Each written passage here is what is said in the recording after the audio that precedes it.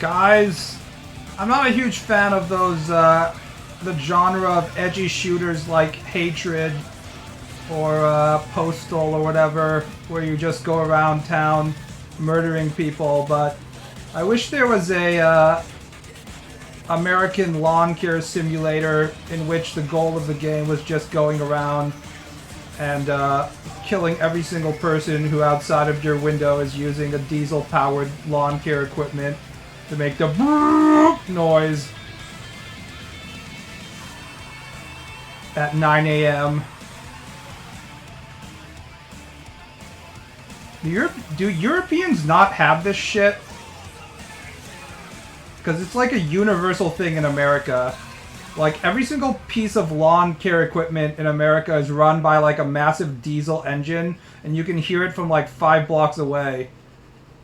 And they start at, like, 5 a.m., and they're just like, oh, it's time, we gotta fucking take care of the lawn. And it's not just the summer when they're doing the lawn and the spring. They do it in the fall with their fucking leaf blowers, and then they do it in the winter with their fucking snow blowers as well.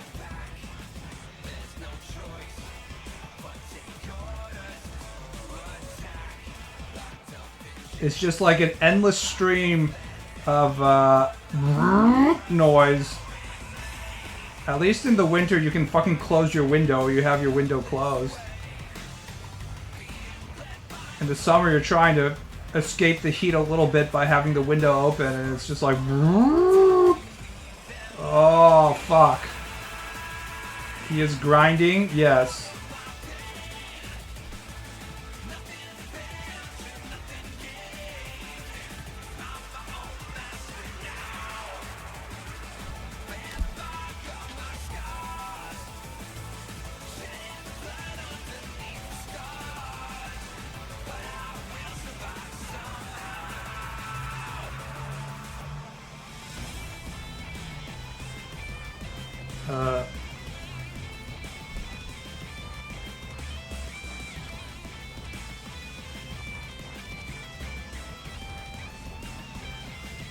One of the towns around my area banned non-electric leaf blowers for this reason. I mean, there's zero reason why we need anything besides electric-powered lawn care equipment at this point.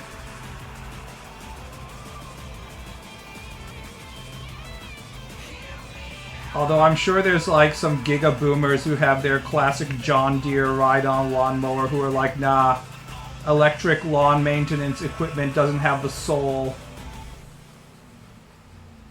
Soul versus soulless.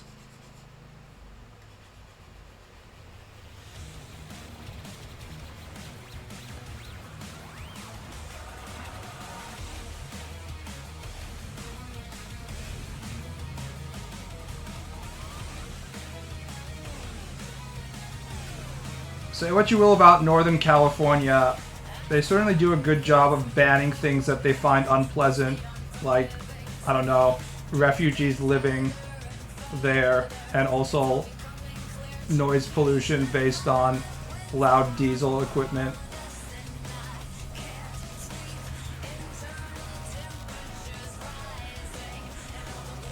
Still waiting for Chapter 2 of my Dark Elf Stepsister Smile Wink. Jesus Christ, that's so fucking annoying. Holy shit, what do you think I'm doing right now? Holy fuck. I'm so glad I'm not like a no-hit Dark Souls streamer or some shit like that, where everyone's waiting for me to fuck up and they're like, oh man, streamer messed up. If just having someone be like, where is the new chapter, pisses me off, I don't think I would be able to handle it. Have you been asked to draw Brazilian Miku? No.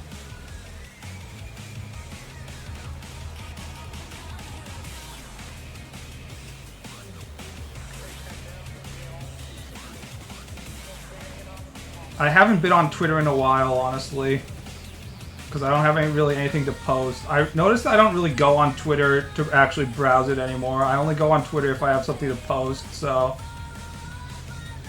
I kind of use Pixiv now for all of my artist shit, even though a lot of the Japanese artists who used to be Pixiv artists moved to Twitter, and sometimes they post their stuff on Pixiv, but it's usually like 2 weeks after they post it on Twitter, I've noticed. But I still prefer using Pixiv at this point. It doesn't have any shitty recommendations in my timeline. And if it does, it's just more AI porn. I don't have to go onto Twitter and see like some stupid shit is trending. And it's once again like liberals wondering if Trump has finally gotten arrested or something.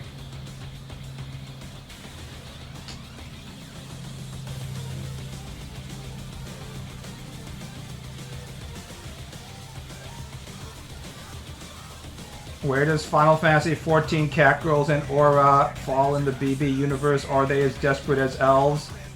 Yes, because they're all 40-year-old men in their basements doing erotic roleplay. And if there's one thing we know of men pretending to be young girls is they love having simulated sex with other 40-year-old men. Uwu, I'm just a Mikote cat girl. Uwu. Hot cat girl sex.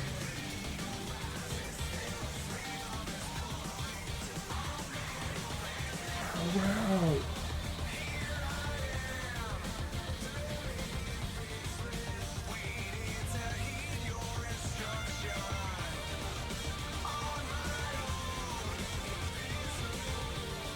Oh.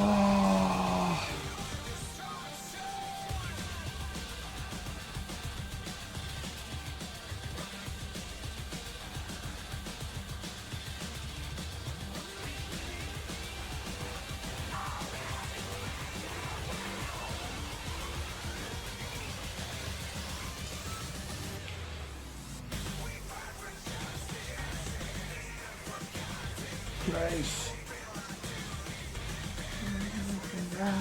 Trace.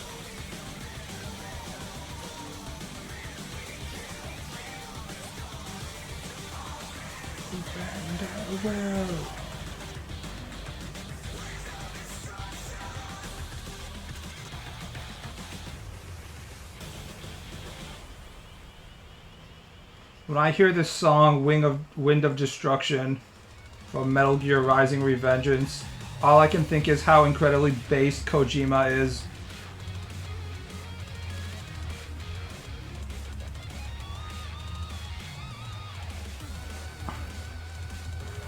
Can't wait for fall. Fuck this unbearable heat. It really is pretty bad. It's not even that bad today. I'm just tired of summer.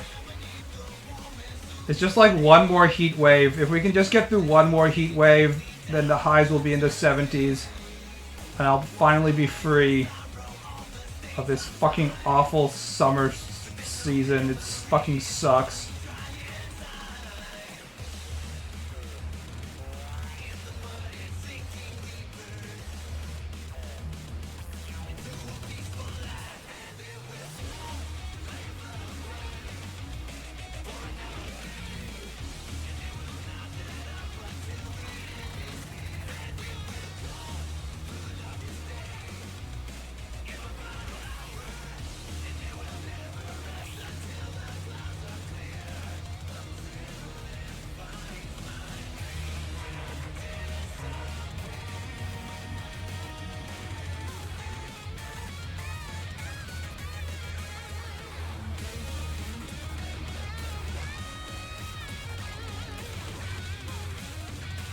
Need another hurricane to dump 30 gorillion tons of water to cool this place down. Yeah, as long as the hurricane doesn't hit your area, it tends to cool the other parts of the country down, so... On the other hand, I don't understand why there's all these people who live in Florida who are like, no, I can't believe there's a hurricane coming, how can this be? It's like, bitch, this literally comes every year. Why are you living there? What is wrong with you people? I guess it's not that weird to find out that people who live in Florida are fucking retarded, but you know. You'd think they've learned by now, but obviously they're incapable. Sad, really.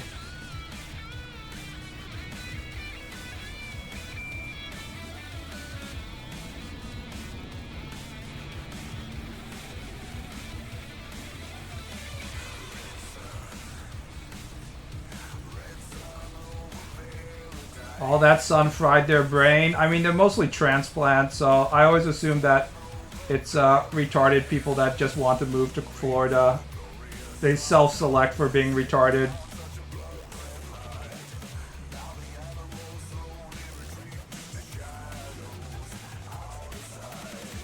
Horrifying. There's also the people who are like, actually the whole Florida man meme is disingenuous because they just have a law in Florida where journalists can ask for more information than other states. So it seems like there's lots of crazies in Florida, but that's not actually true. To which I say, nah, bullshit. Florida's really bad. I disagree. I choose to believe that Florida is full of crazy people. You can't convince me otherwise.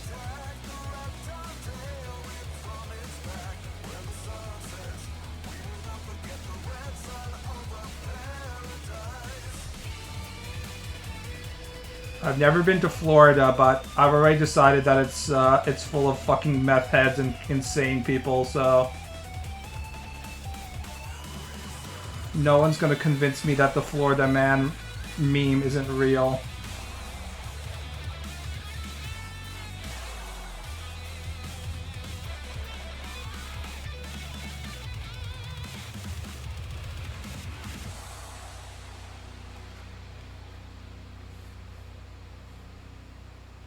Jewish people and Cubans. Whenever you talk about your father being from Florida, all I can think of is the scenes from Godfather 2 where they go to Florida and talk to that really old Jewish businessman who pretends Michael Corleone is his friend.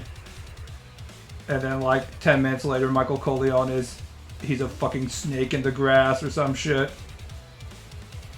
I didn't even know there were Jewish people in Florida until I watched Godfather Part 2, so at least I'm learning stuff from my, mafia movies here. Hyman Roth is the guy's name.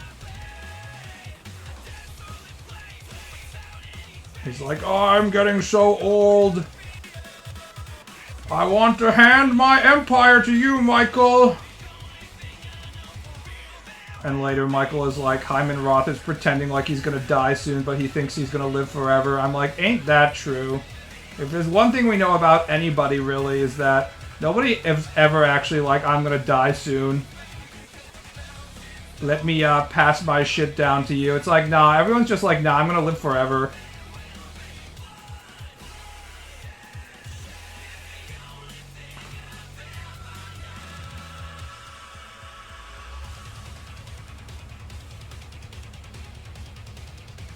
Quite a community there too. If you want to escape the power of Jewish money and property ownership and stuff like that, you have to go to a beautiful safe haven such as Salt Lake City and deal with the Mormons instead.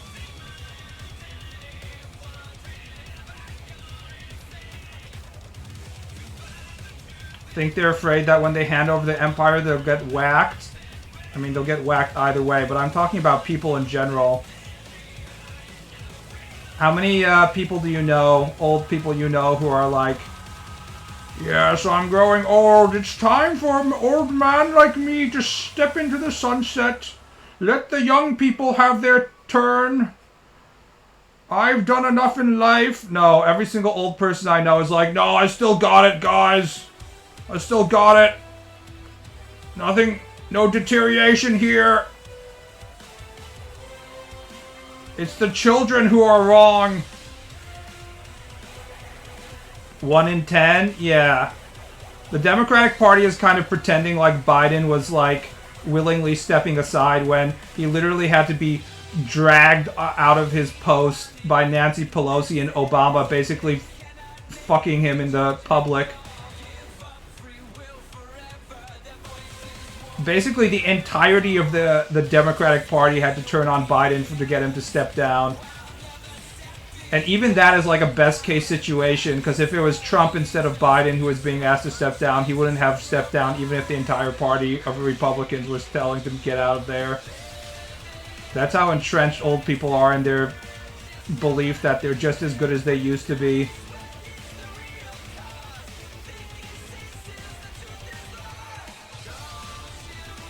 Then releases an action movie. Think how many fucking Liam Neeson movies we had after he was like 60 years old. Where they're like, damn, Liam Neeson has still got it. And you're like, yeah, actually he doesn't still have it. He's like a million years old, dude.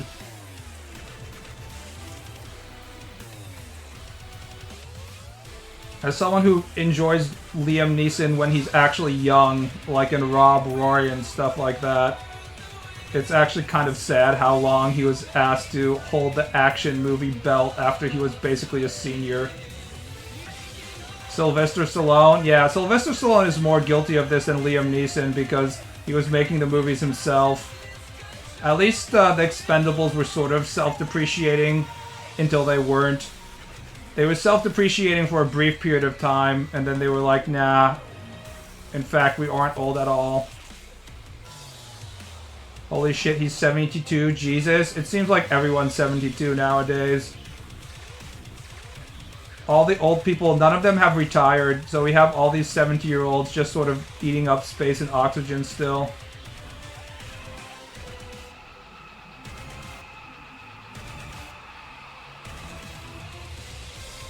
The original plot of Rocky was kind of about that. Yeah, it's slightly more believable when the original plot of Rocky was when Sylvester Stallone was like 35 or whatever, which is still pretty old if you're going to be a fucking boxer. Not when he was like 40. Or 45. Or 60. Or fucking 70.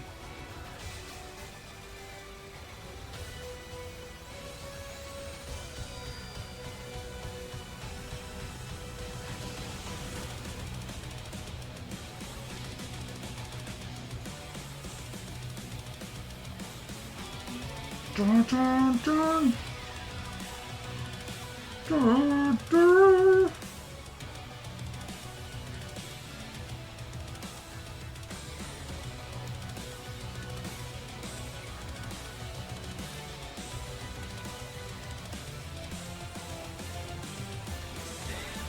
Here I realize.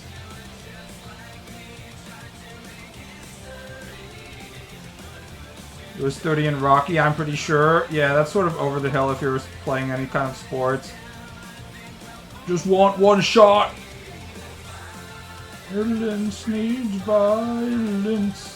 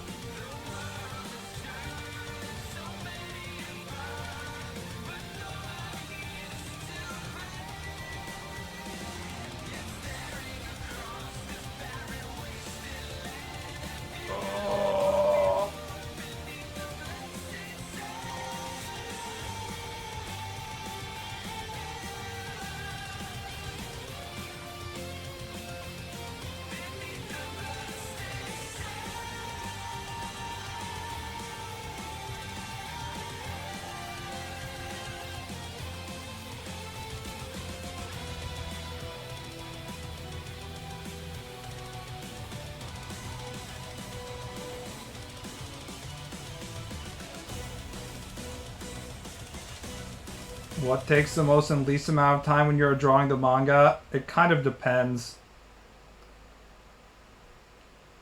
The things that I haven't drawn before and need more practice at end up taking the most of time. So backgrounds are one of those things. The things that I end up redrawing because I don't know how to make them look right. That's the answer. So if it's something like a close-up of a face, I'm probably going to nail it on the first try pretty easily. And I don't really have much difficulty.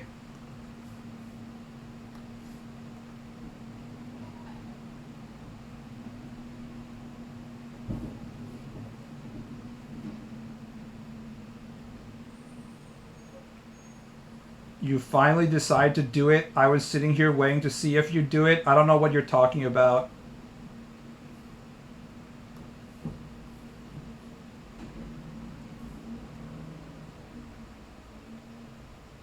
You mean propose to my girlfriend? Pop the question? What the fuck are you talking about?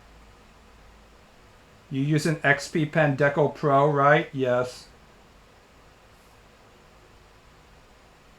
I do.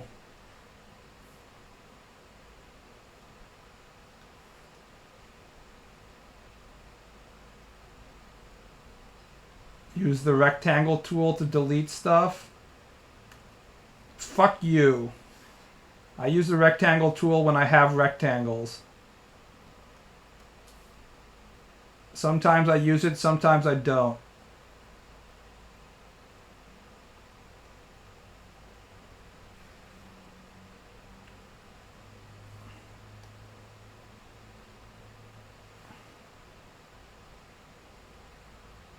You know how infrequently you actually have a fucking rectangle you can fill in with the rectangle tool? Like never, that's when. Yeah. I'm gonna do that.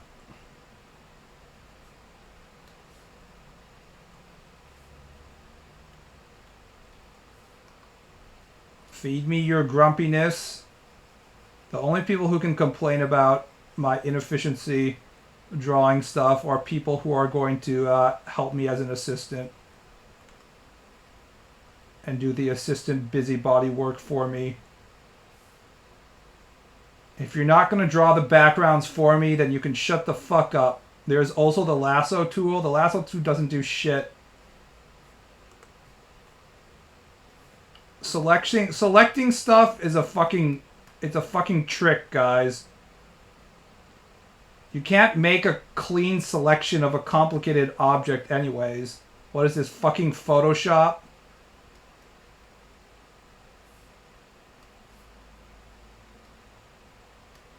It's easier to just use a pen and draw that shit in.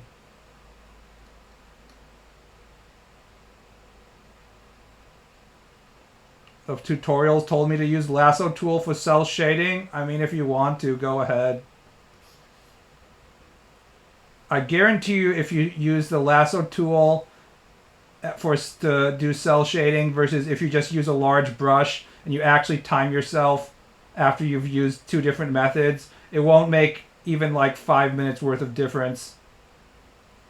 It's not some fucking magical thing that does shit for you.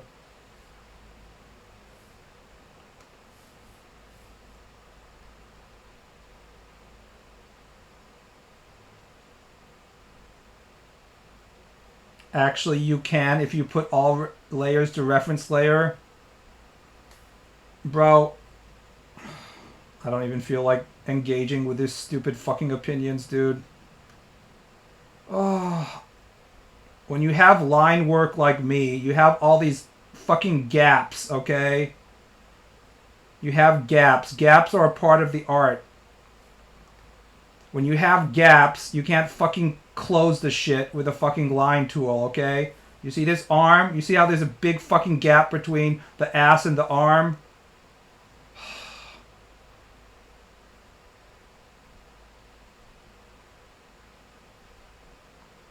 Those people have shit line art. That's why they can do that. Oh. People are so fucking retarded. Oh.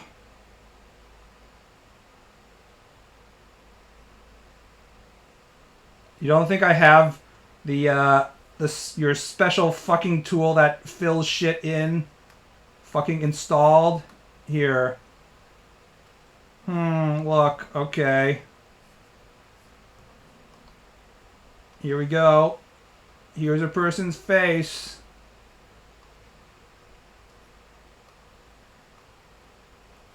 We're gonna set it as the fucking reference layer.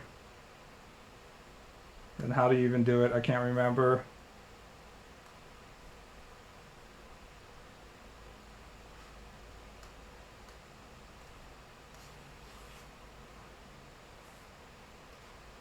Here we go. Now he's black. I did it, guys. I colored the fucking block in with the automatic color that shit in tool in 1 second. Wow, look how efficient that is. Well, guess what? If you have more complicated stuff like this that looks like this,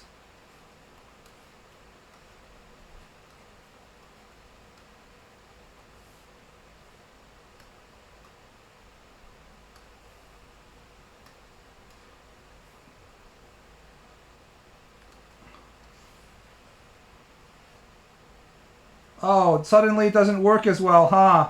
I wonder why. Because there's fucking holes in the fucking face, okay? So if you have completely closed shapes like this, yes, the computer can tell what you're drawing, okay? Does my beautiful fucking line art of this fucking elf puking, does it look like everything's closed properly? No, it doesn't, okay?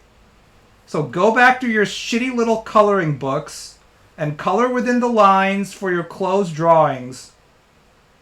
Ah. Because that's what you guys are talking about. The color within the lines thing. Guess what? The lines aren't always closed. Mr. Potato Man looks kind of base, not gonna lie. I should just make him the main character. It would save so much time. Now that's the real way to save time, is just make your character fucking Garfield or Dilbert or something. Suddenly, you can draw your comic strip in like 20 minutes. If you're just drawing fucking Dilbert. Suddenly everything's way easier. Who would have thought?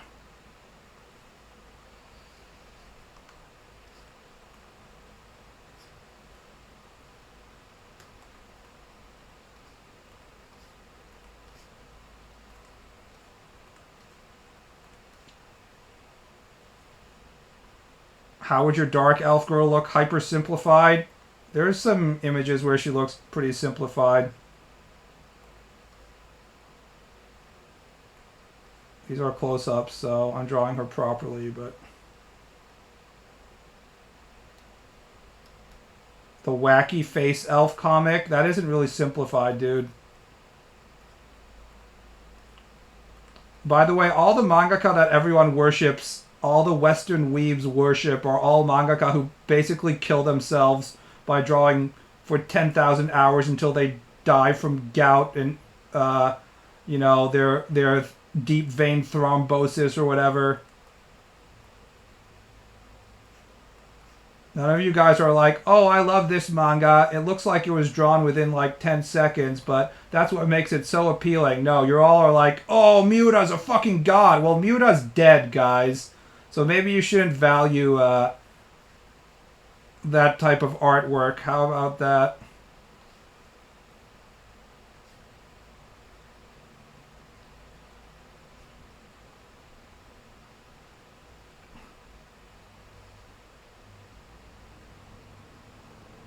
Based, yeah. It's especially based when you pirate his shit. He works so hard and you just like fucking pirate it. That's how I consumed Berserk.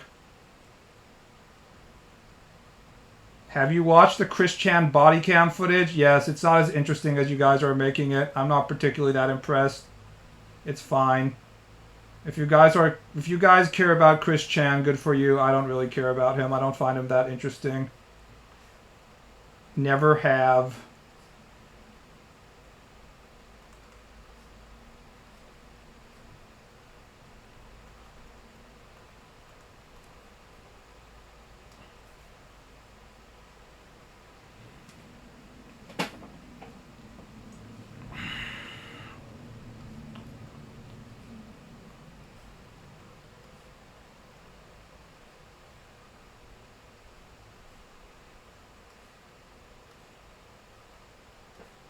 Tell them about the bed rotters, BB. Oh, are you yeah. I was discussing this with Hystrixia. I was getting recommended YouTube videos about Japanese influencers who are living in dilapidated apartment buildings that are just full of cockroaches and shit, and are eating stuff like expired food and shit. It's just mental illness. Chris Chan, it's mental illness beyond Chris Chan mental illness. This is to go further beyond. The girl making pork rice with roaches running around everywhere. Yes, many such cases. She's pretty cute. There's a lot of girls that will give you stuff like STDs because they're sleeping around, but not many that are going to infect you with like lice or something. But she's one of them. Kinda based, not gonna lie. YouTuber be like, smallest Japanese house apartment. Oh my god, yeah. Basically every YouTuber that gets recommended to me by YouTube that is like some sort of fucking foreigner in Japan being like, I went to the craziest, smallest Japanese apartment. I'm like, never show me this content again.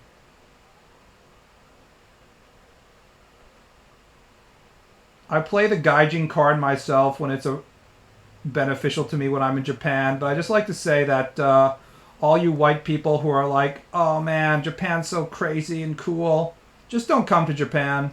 You're not welcome here. Yeah.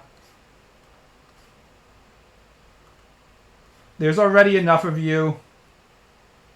We don't need another fucking YouTuber who's like, let's see if I can go from one side of Japan to the other without paying any train fares, breaking the law.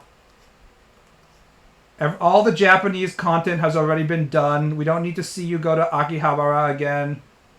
Just stop. Cornardo, thanks for the Prime sub. I appreciate the support. I can fix her. In the case of the lady that I was just talking about, I'm very confident that you can't fix her.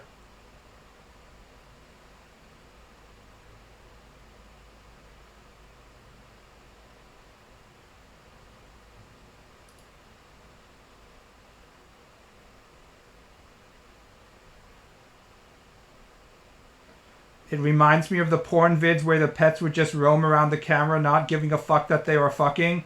I especially like that when they do that in the time stop videos. I have a GIF of that saved. It's one of my favorite porn GIFs.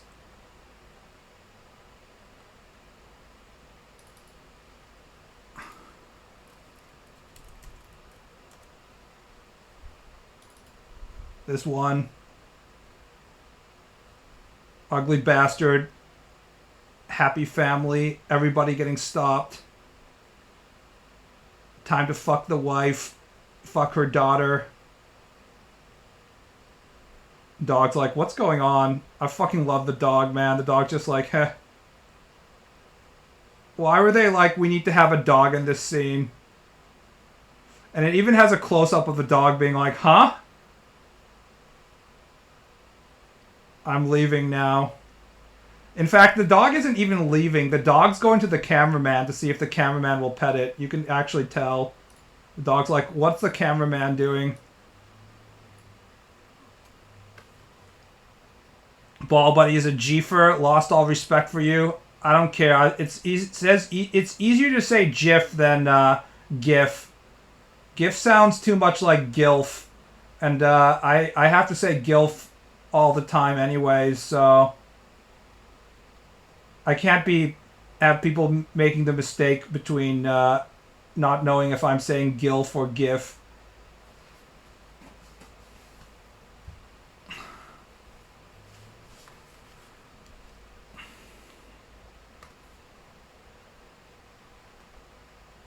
Dark Elf GIF versus Dark Elf GILF. Two completely different things.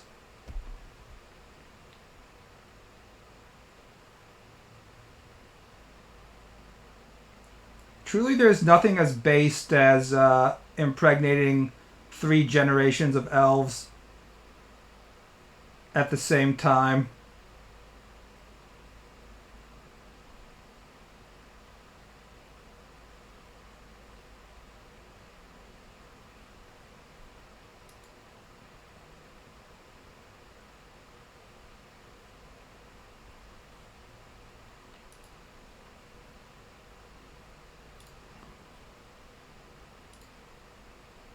Oh.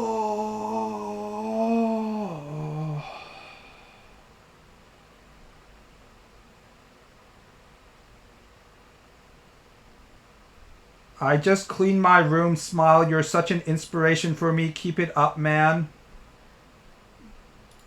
Cleaning your room is kind of hard for people who don't like cleaning shit. I would be sarcastic, but I also feel a abnormal amount of satisfaction when I clean my room, so I can't really shit on you too hard.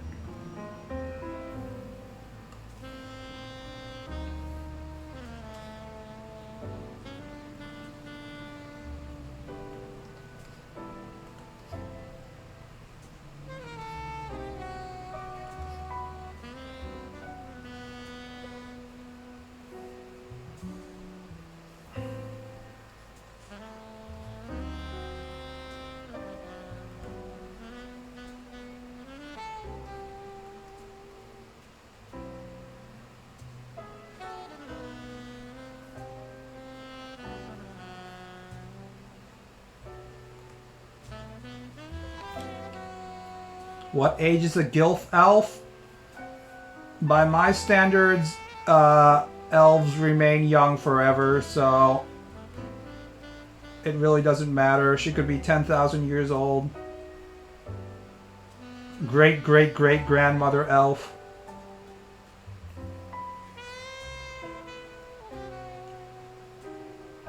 Do they even look like a gilf? No.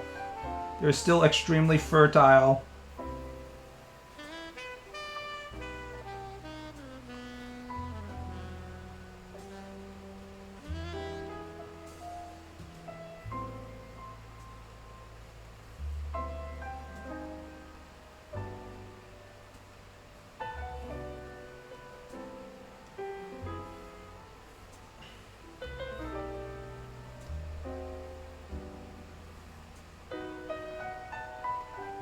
Wouldn't she be really tired of life and all at that age? That's why you have to fuck her to make her feel better.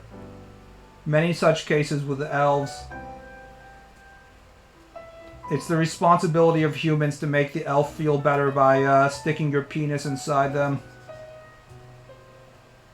They've lived a hard, long life.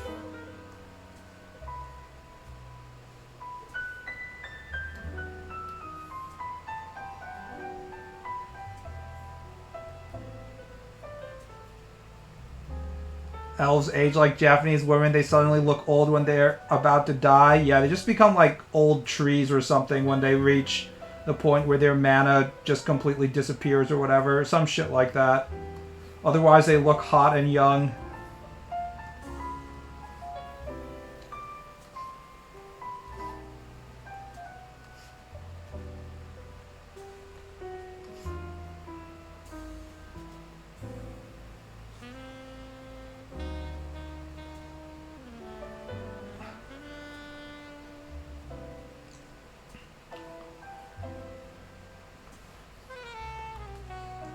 Add a beauty mark on their left lower cheek to make them older. Yes. Also have them wear ribbed sweaters and jeans. And have that hairstyle. Have them wearing a apron as well. And have them close their eyes and say, Ara ara, hold on a second, honey. I'm preparing dinner for you.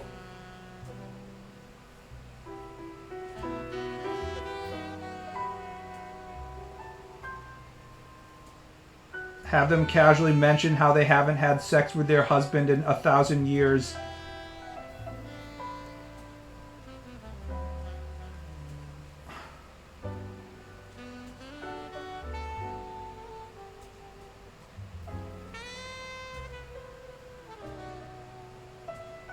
Anime MILFs aren't allowed to have eyes. Their eyes must remain closed at all times.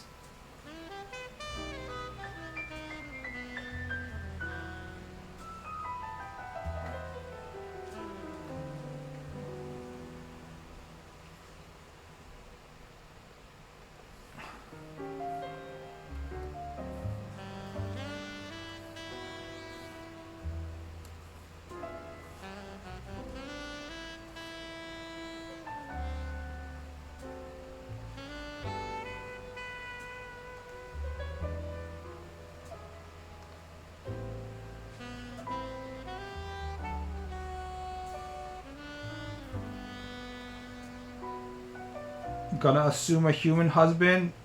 You don't understand anything. Every wife's husband is just absent. Doesn't matter if they're dead or gone or whatever. As soon as a man marries a hot wife, it's important that he stops fucking her immediately so that she's properly sexually frustrated. This allows the rightful users of the wife, such as the man who's managing the apartment or the local shota or whatever, to have sex with your wife instead of you, thus freeing up resources so you can enjoy your hobbies. That entirely depends on the tags associated with it. How many hentai do you find that is actually about a married couple of a husband and a wife having sex? Because I'm not saying it doesn't exist entirely, but it's very, very rare.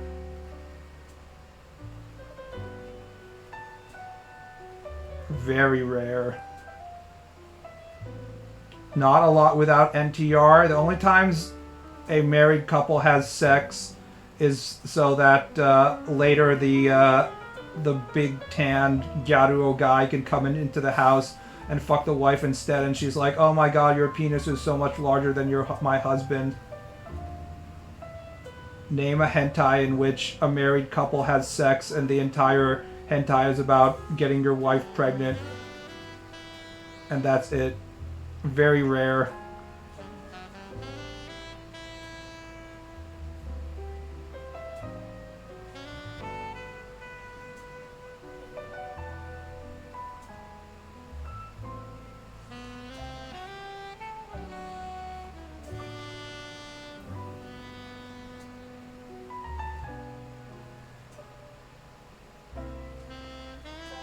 They are quite wholesome, disgusting. Anybody who wants wholesome shit in this chat, get out. Get out. We are only allowing horrible, deviant sexual fetishes here. But not that deviant. Normal deviant ones. Nobody type anything about feet in chat. We're not talking about that.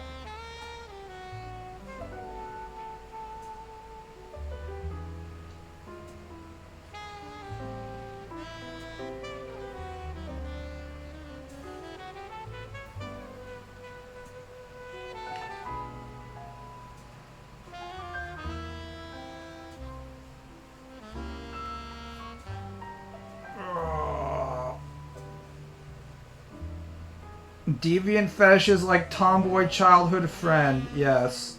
Although that always comes with a lot of NTR, let's be honest.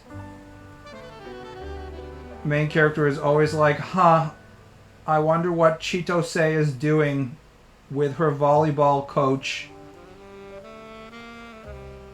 She's probably just training hard.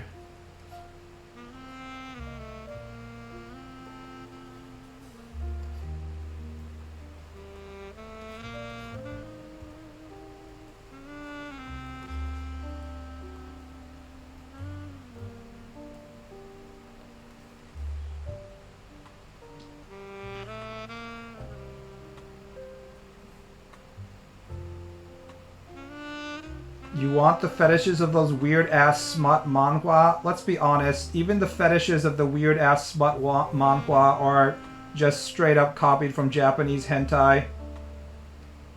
99% of things that show up in Korean culture, or just shit that was copied from Japan from like 5 years ago.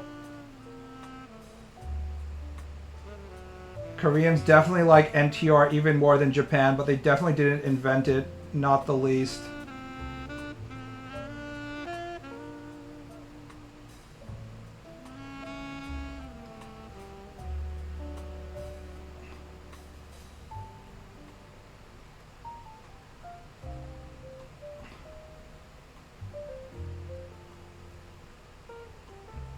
The manga site I used is flooded with hardcore yaoi shit and Korean ant smut. Really hard to find a decent romance manga there. Maybe you should stop going to webtoons. Just a suggestion.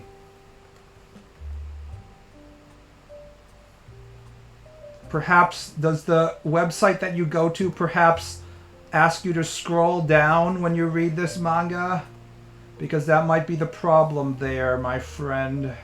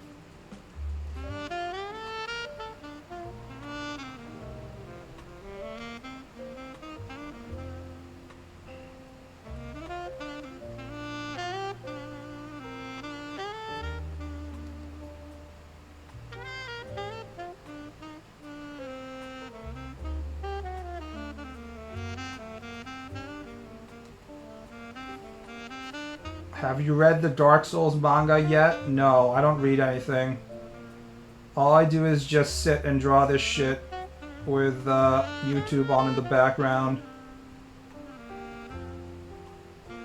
Most of the piracy stuff that you guys use for your content is in English, and I don't want to read stuff in English. I want to read it in Japanese, which makes piracy much harder because they actually fucking gatekeep that stuff if it's in Japanese, so it's like 10 times harder to find stuff in Japanese than it is in English.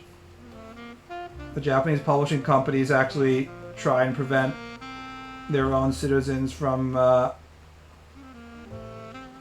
reading their stuff for free, so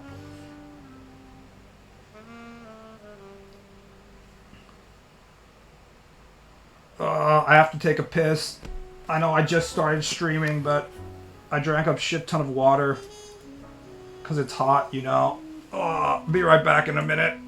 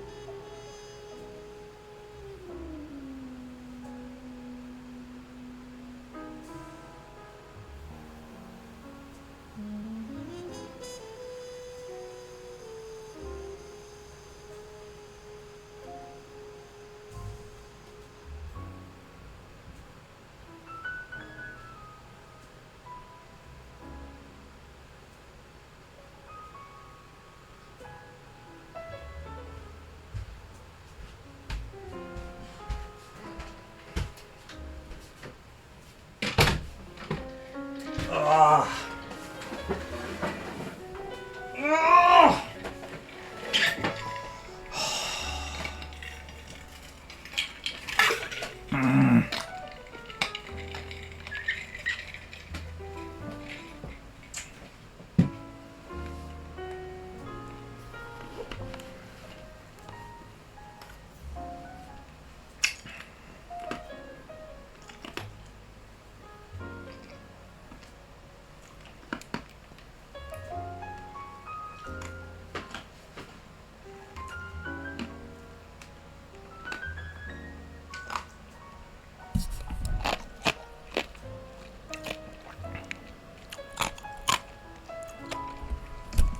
For those of you who don't know what I'm saying, I'm trying to find the raw. I'm saying I want the Japanese version, okay? I don't mean like the official translation. I mean, I can read Japanese and I speak Japanese, so I want to read it in its original native language.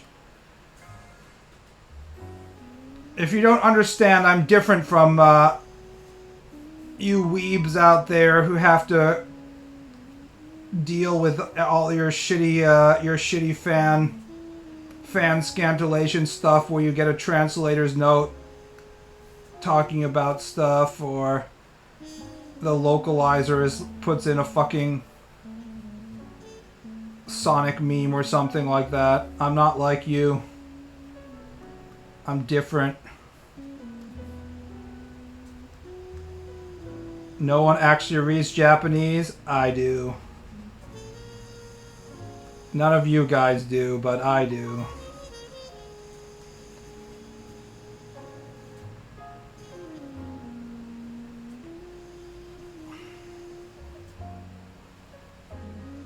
In case you didn't catch that, he's Japanese, guys. Don't forget he's better than you. I'm half Japanese.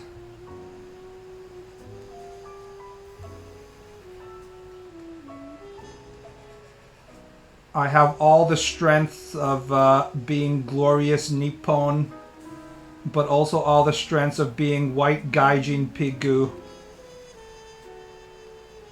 I'm like the super scroll. All of the strengths, none of the weaknesses. Tall, white, and yet I can still draw my manga. Apparently Brazil is being blocked off from Twitter. Oh, thank God. I was worried for a second that I would have to spend time with Brazilians on the platform.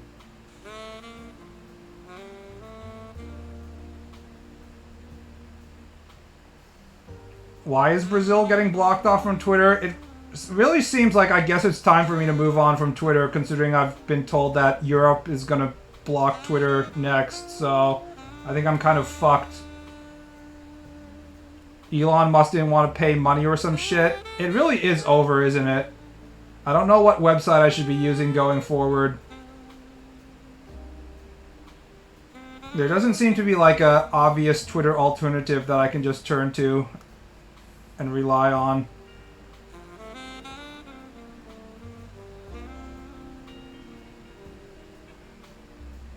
Yes, you should get ready to move on. Fuck.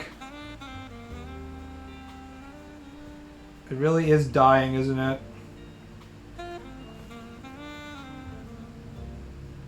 Blue Sky will be the next thing. It just needs the user base. I love how the thing that you're saying is the one thing that actually causes social media platforms to fail or succeed. The fucking user base. It's also the one thing why Twitter has still maintained some amount of usership, even though it's nobody wants to deal with Elon at this point. Yeah, no shit, it just needs the user base. So does Tumblr, so does Mastodon, so does all these other things.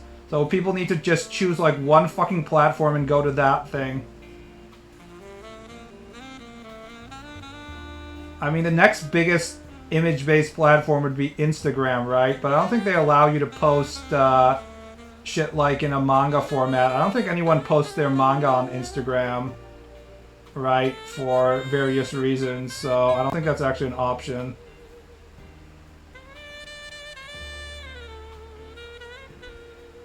We should all choose nhentai.net. Well, my manga isn't on nhentai, it's on ehentai. I don't know why people use N hentai over E hentai when E hentai has like everything except it's better. Your stuff would work well on Insta, to be honest, but I don't think anybody reads manga on Insta, though. Isn't Insta just models? Isn't it just girls who want to be famous so that they can go to Dubai and get fucked by oil princes and come back $100,000 richer with like 10 STDs and like bruises on their face or something? Can't get past the panda. The panda is only relevant if you want to look at lowly content, which I don't. I don't give a fuck about the sad panda or not. I don't want to look at lowly stuff. The fact that you need like some sort of extra special secret sauce to get to the lowly content makes it better for me. I don't want to look at lowly. Insta has some comics, yeah. Insta has a sizable art community, but nothing like Twitter. If everyone flees Twitter, they'll probably land there. I think I'm just gonna wait for, like, to see where the Japanese manga artists are gonna go, unless they stay on Twitter. Because Japanese manga artists don't have an English following, so there might be a split between my audience and Japanese manga artists at that point. But then I'll have to actually think of something to do.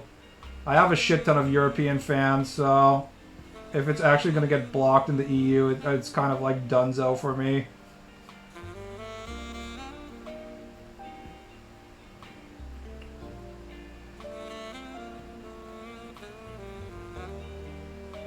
I don't think Japanese people use Instagram. It's just like the same thought people that use Instagram as the Americans.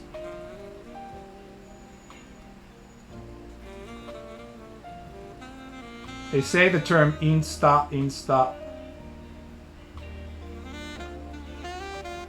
Also, I feel like Japanese, being the soulless bug people that they are one of the few people who actually are trying to use X instead of Twitter.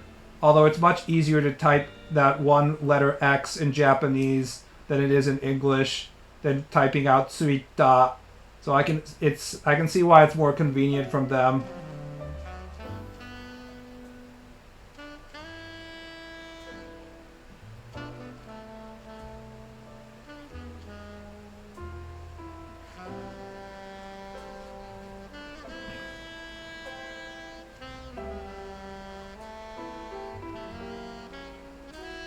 Tell Solus to tag your Twitch at the end of your comic vids to draw more eyes? Nah. I'd rather he just tag my Patreon. Twitch is one of the worst ways in which I make money. It's almost non-existent. My Patreon went way up after this manga the dubbing got posted. Twitch barely... In fact, my Twitch income has been consistently going down. I think whatever increase in money I might get from subs and stuff, which it's not increasing usually, gets completely negated by Bezos asking for a larger and larger percentage of the cut, which will continue forever. So I truly don't... I don't even feel like it's worth my time to ask people to sub to my Twitch account. It's just a complete lost cause. You think Twitter is a lost cause because it doesn't give me any money? Twitch is way more of a lost cause than Twitter is, if you ask me.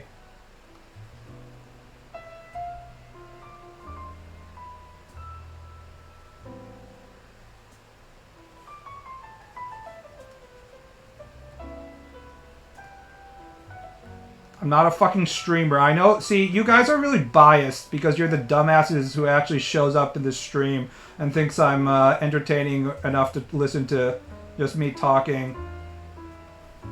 But that's extremely biased information right there. Most people don't actually want to hear me talk while I color in dark elf skin for 2 or 3 hours at a time, okay? It's not a real thing. People just want to read the manga and move on. I'm not the Dr. Disrespect. Ball, try not to handicap himself, challenge, difficulty impossible. Bro, I make $90 a month off of Twitch. Do you understand?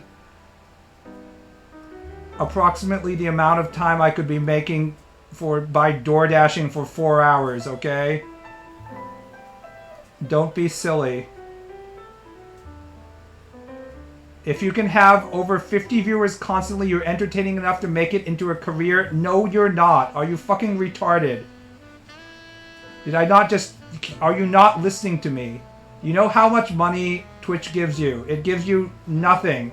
Every one of those subs that you guys think you're supporting me, half of it goes to Bezos. It's like a fucking dead platform in terms of making money. You have to have like 4,000 concurrent viewers if you want to be living a comfortable lifestyle, not 50, okay?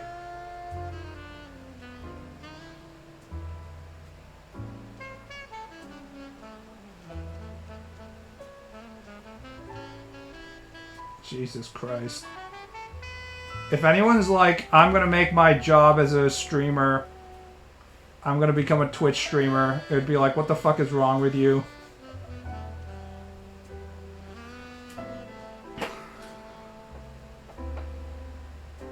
The big streamers have multiple revenue sources, and the subs they do get are in the hundreds and on the low end each stream. Yeah, a lot of the big Twitch streamers are also like selling themselves on OnlyFans if they're a girl, or also reposting shit on YouTube, and also have like a bunch of other deals and stuff, like promotion deals that they make money off of.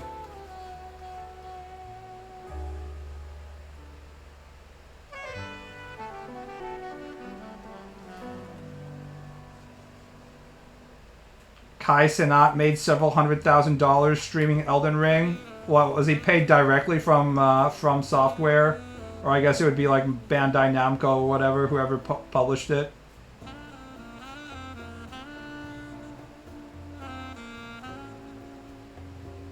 Just branch out. And how do I branch out to these people who don't know I stream? I fucking post my Twitch on every single time I start to stream on my fucking Twitter account that has 373,000 followers, okay?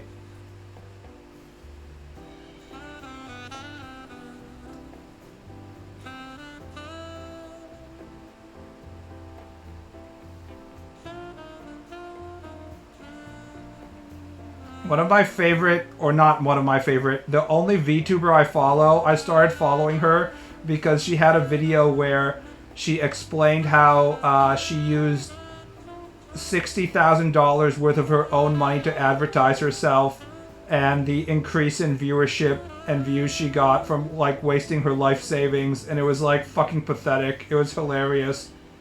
I laugh even today.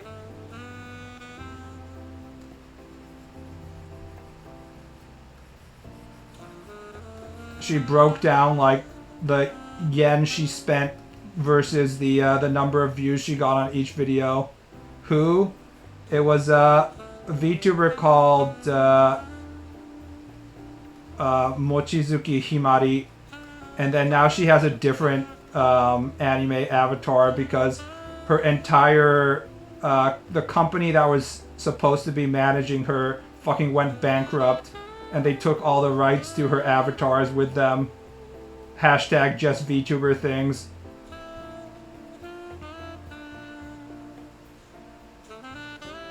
She only streams in Japanese, so you guys wouldn't know her.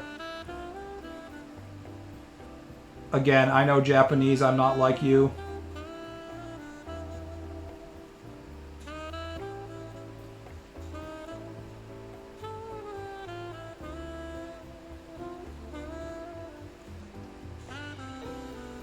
Again, I'm not interested in Twitch blowing up in any ways, guys. It's not economically viable as a platform.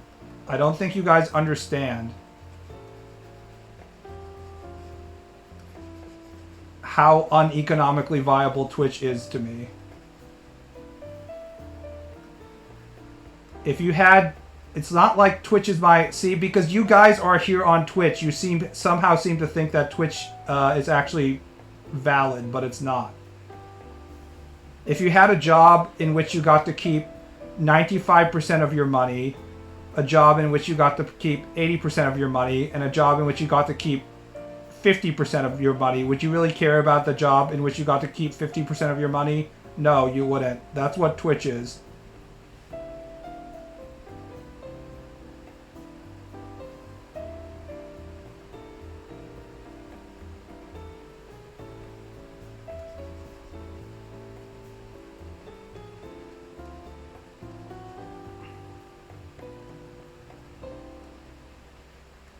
Also, I don't like listening to myself, so I wouldn't ever recommend anybody to listen to me in the first place.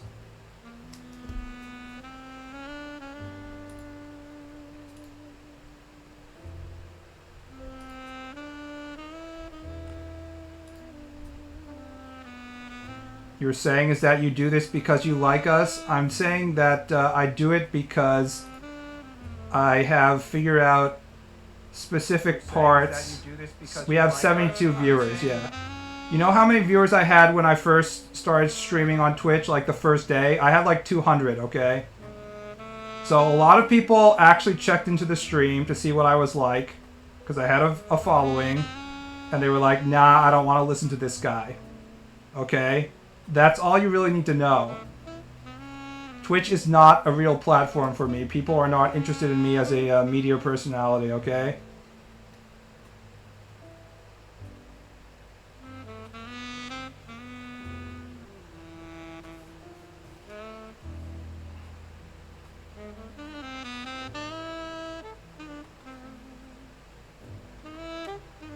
My Twitch viewership has gone down, not up.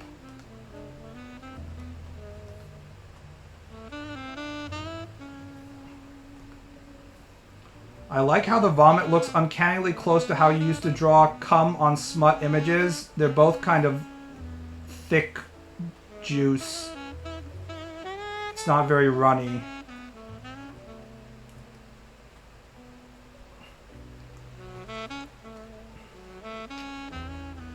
They follow Asmin, they'll follow you. Do you not understand that following me doesn't actually give me any money?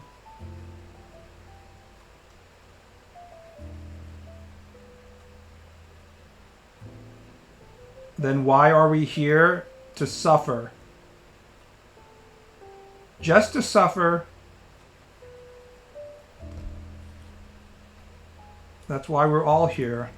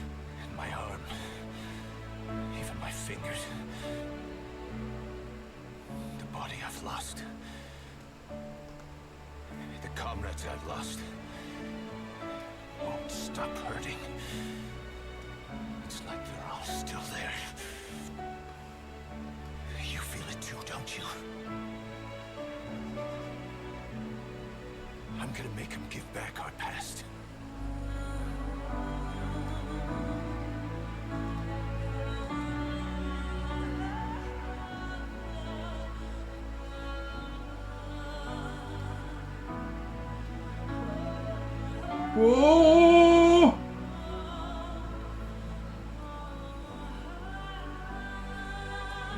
Jesus Christ, this is long as fuck.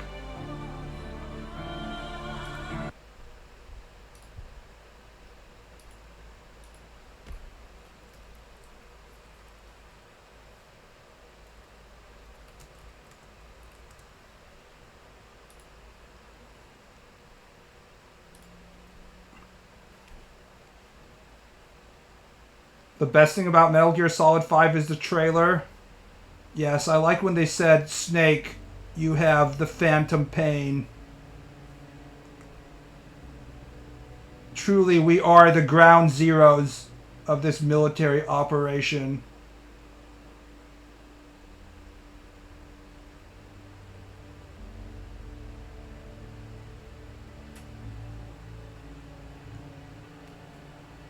I like the part where Kojima retconned his own fucking game so that you weren't actually playing as Big Boss, and also everything you did was kind of meaningless and silly, which is why I haven't played it. Despite owning the fucking game, I just can't... Every time I start firing up Ground Zeroes and I'm like, okay, I'm going to play through Ground Zeroes and then going to play through Metal Gear Solid 5, and then I'm always like, why? Why should I? If Kojima couldn't take his own fucking video game seriously from a plot perspective, why should I take it seriously? I have better things to do with my life. Hello, Reset Mango. Thanks for the sub.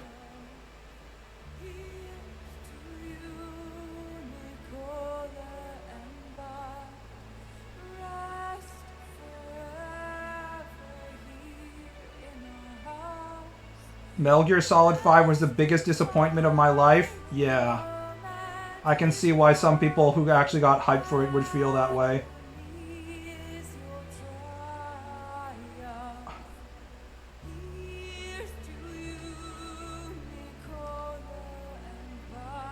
Drawing Drow does count as something better to do. Drawing anything is something better to do than play a game in which Kojima fucking abandoned the franchise and he was never going to come back.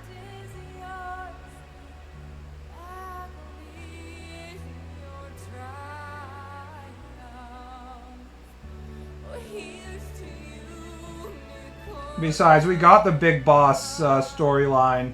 We don't need... If we're not going to get Big Boss's formation to becoming Big Boss, then we already have the Big Boss storyline. We got Metal Gear Solid 3. We got Metal Gear.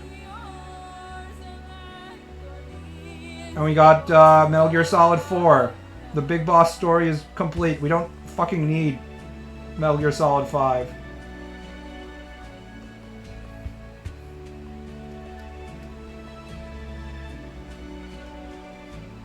It's self-explanatory.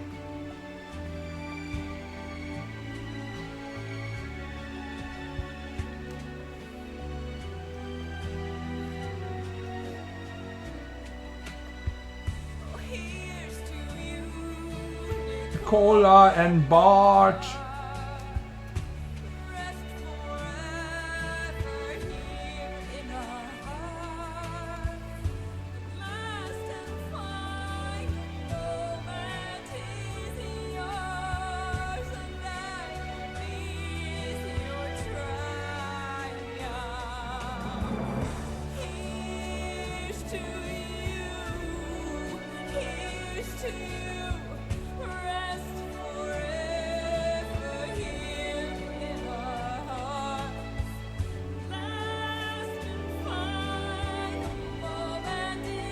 Remember in Peace Walker? I didn't finish Peace Walker. I started playing it, but I didn't like playing on the PSP.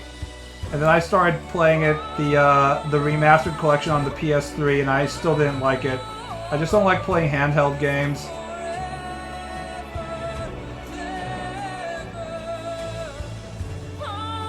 Do you ever use the fill-in tool? Jesus Christ. Were you not here for the first 10 minutes of the stream when I was screaming at everybody in chat for suggesting I should use the fill-in tool?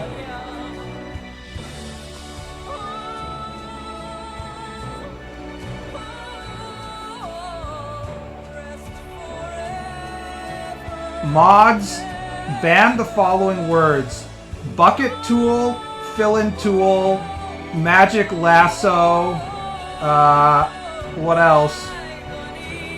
I think those are the three things that people need to shut the fuck up about.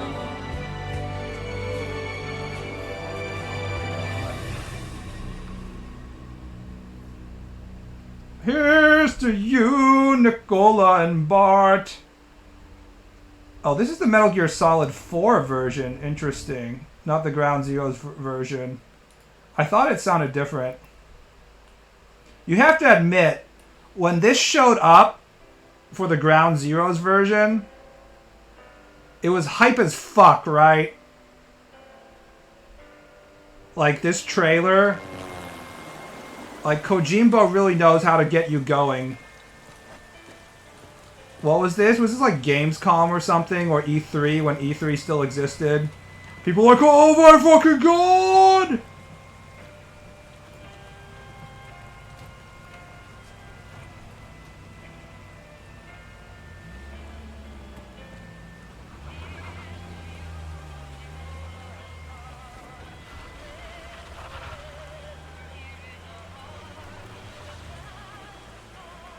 Ground Zeroes was so good, bros. It's one mission, guys. Chill the fuck out. 10 days ago, we got reports that Paz was still alive. She survived. She was rescued by... Also, it didn't really hit hard for me because I didn't finish Peace Walker, so I didn't really care. Silence her before we're compromised? No. I've got something else in mind. Our friends at Cypher suspect Paz could be a double agent. She's being held for interrogation at a camp on the southern tip of Cuba. Black site. Nice. A slice of American pie on communist soil. Slice of American communist soil. The upcoming inspection of Mother Base has to be connected somehow. The timing's too perfect. The UN's nuclear inspection.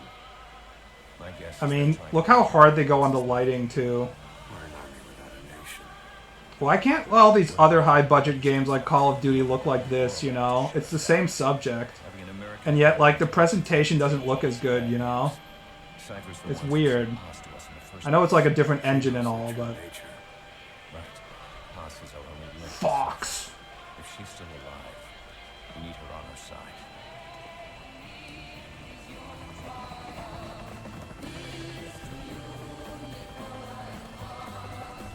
Look up with date with Paz on Peace Walker. Yeah, I've seen it.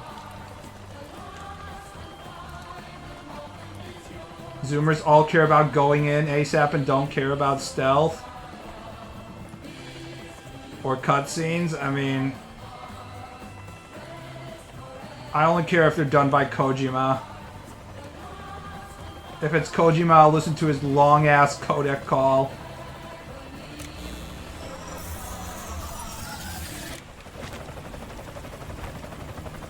Trojan horse is in. Back when we were like, oh my god, Skullface. So cool. So I haven't actually played Metal Gear Solid 5. Why is he stupid? What's the complaint here?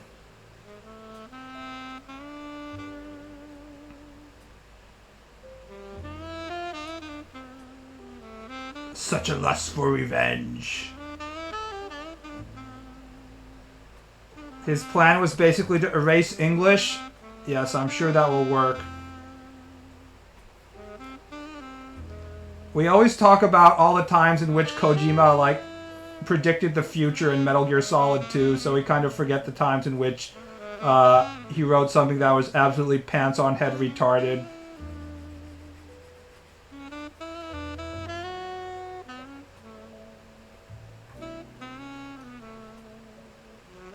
But that was like half the time for Kojima. Remember the entire second half of Metal Gear Solid 2 where you have to babysit Oda-Kon's fucking was it niece? And she was like, "Oh, I loved Hal. What'd she call him? She call him Hal? I can't remember. I love creepy otaku glasses guy as a man."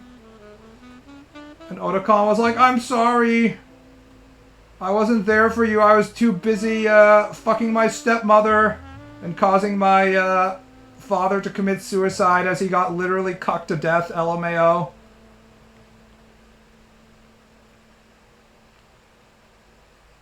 Zanzibar land is a real thing. Zanzibar. Please forgive me. Wasn't she his stepsister? Was it his stepsister? I guess I have a thing for cousins, so in my mind she became his cousin. Were they not blood related? He fucked his stepmom, and then his stepsister also wanted to fuck him. Why does Snake have to die alone while Otacon is drowning in pussy? Otacon was probably also raped by Sniper Wolf as well, you know, just based on his track record with women.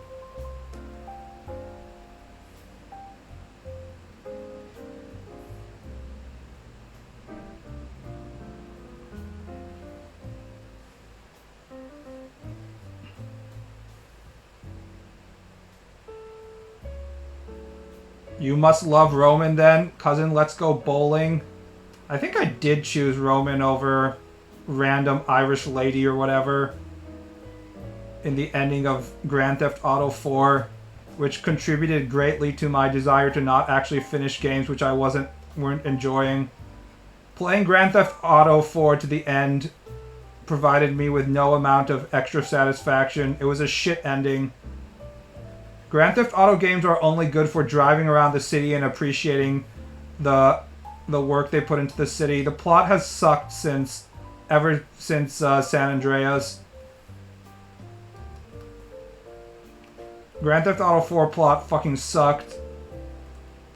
Grand Theft Auto 5 plot fucking sucked. I haven't played Red Dead Redemption 2, but I assume it fucking sucks too. Yeah, don't care.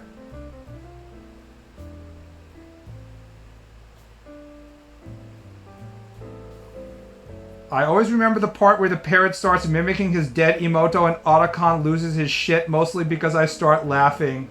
Otacon's emotional and physical pain and torture is one of the high points of any Metal Gear game. Where he's like, Snake, no! Oh, Snake, I'm crying! And Snake's like, Otacon, you have to get it together. Oh, I don't know if I can, Snake!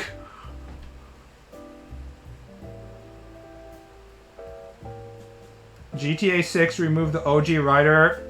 I wish I could just play GTA as just like a murder simulator and collect guns and rise in the mafia world. I don't care about any of the human relationships they give me that I'm supposed to care about. I just find them annoying.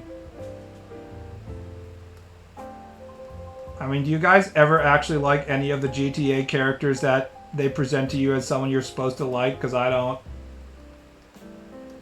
I mean, you only interact with them with this stupid fucking briefing cutscenes. GTA is fucking awful for creating characters that you care about, including the main character that is supposed to embody you. The most I cared about the main character in a GTA game was when I was playing this nameless psychopath in GTA 3 without any words at all.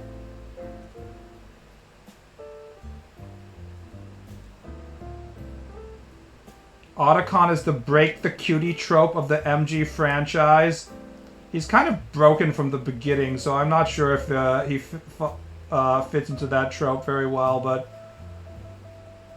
he also recovers pretty quickly despite him, you know, being in pretty extreme situations.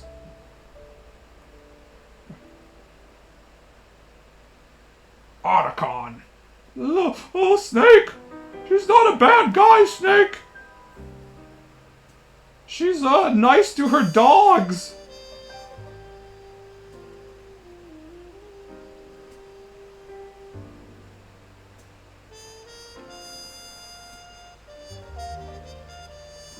She shot Meryl.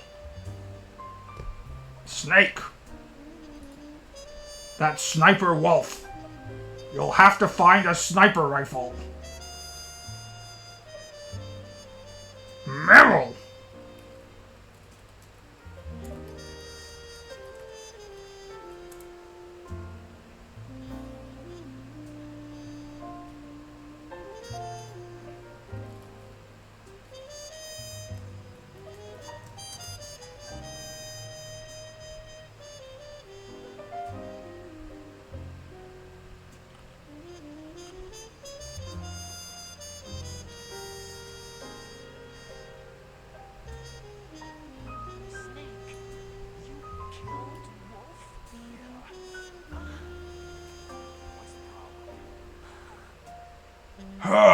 Shut the fuck up, Otacon.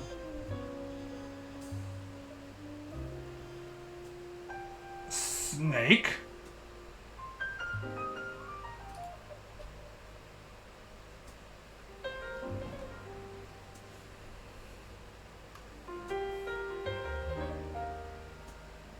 Snake, she was my waifu. He would say that, wouldn't he?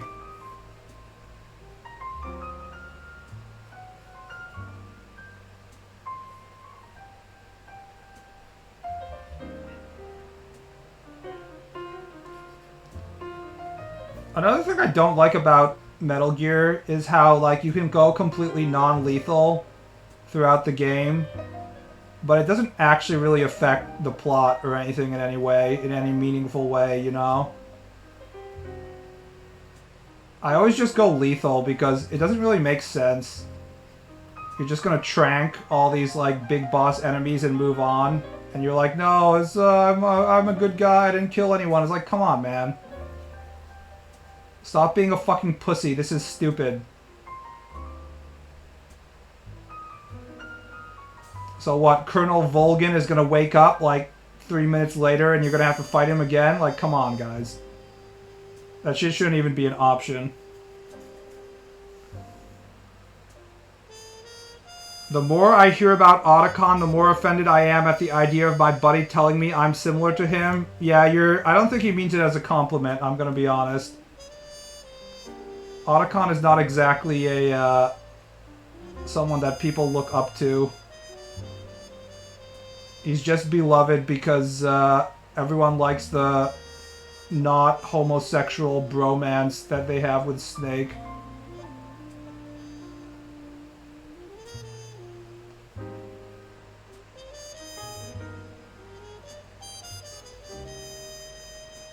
It has the same energy as the red lights in GTA or Bad Karma in Fallout New Vegas. It's just like...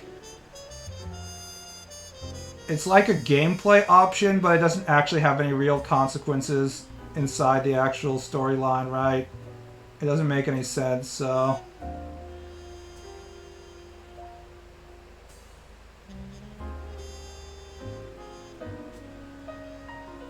The only reason you should leave one of your enemies alive is if you're operating by shonen manga terms, where you know for sure that by leaving them alive, they're going to come back and help you at a later date. And obviously, gameplay-wise, that would fuck everything up, so...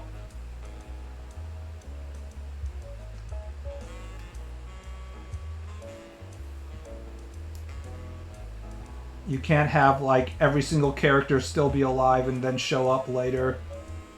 Although that would be pretty fucking cool. Because I take this approach to Metal Gear when in Metal Gear Solid 3, when you get to the part in the Sorrow where you're wading through, like, the river of souls in the land of the dead. There were, like, 10 million zombie corpses walking at me and it was really difficult. Because I was just literally killing every enemy I saw. I was like, don't care, LMAO. In Metal Gear, if in the beginning parts where I'm using the tranquilizer gun, and I don't have the silence pistol yet, I'll trank enemies and then I'll walk up to them and break their neck. Because I only leave corpses in my wake. I don't leave any alive soldiers around.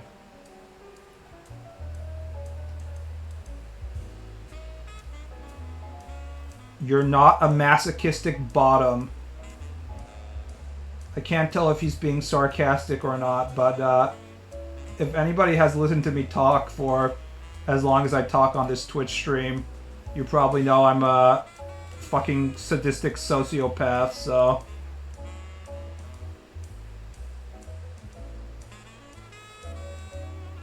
He also compared me to the protagonist from Nagatoro. I definitely did take offense to that. Here, let me draw a self-portrait of you. If he's saying Nagatoro and Odakan, that means your hair, it looks like this, right?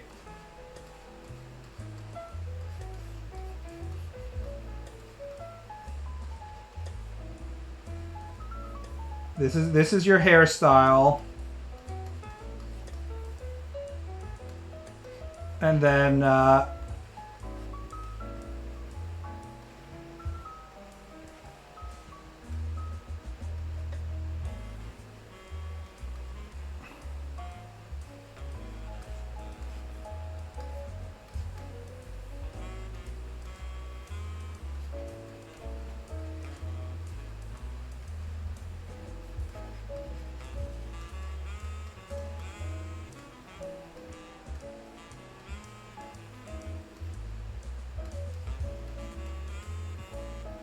here's a self-portrait. You basically draw Otacon. I mean, Otacon and the protag of Nagatoro-san look exactly the same, though. I'm more balding and more bearded. If you don't have lush hair, then you don't get to be compared to Otacon, because if there's one thing about Otacon is that he has a lot of fucking hair. That's for sure. He is not low on hair supply.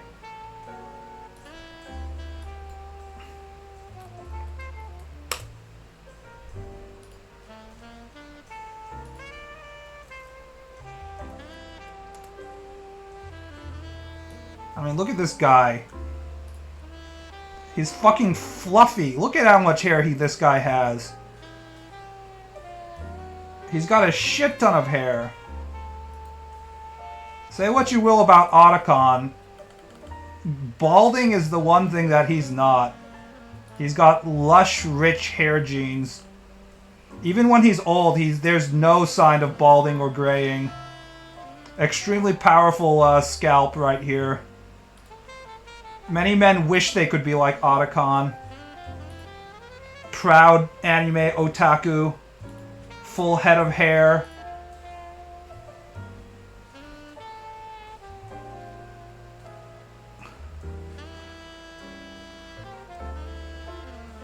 Of course, the first result is his old model is more attractive. Female gamers, please.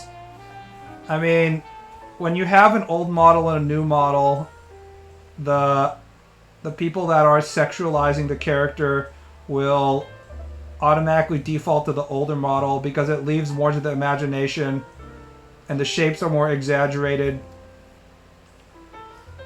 which makes men hornier. Just look at old Lara versus new Lara. People love those triangular tits, including myself, so... Otacon is the sexy nerd archetype. It was a very strong archetype at the time. With, what's his name? Jeff Goldblum in Jurassic Park and stuff. We were all coming to terms with the idea that the local nerd might actually be the sexiest of us all. Hashtag, if you look like Jeff Goldblum. Which most of us don't, unfortunately. The reactions to my graduation photo was congratulations on the infiltration of the graduation ceremony, Agent 47. Well, if you've gotten that bald, then that's basically a positive, right? You just go the bullet head look. You've probably reached the point where you just have to give up on having hair, so... Jeff Goldblum just acts like a weirdo now. Maybe he was always acting like a weirdo and we didn't notice because he was so hot. That would be a pretty normal female thing to do.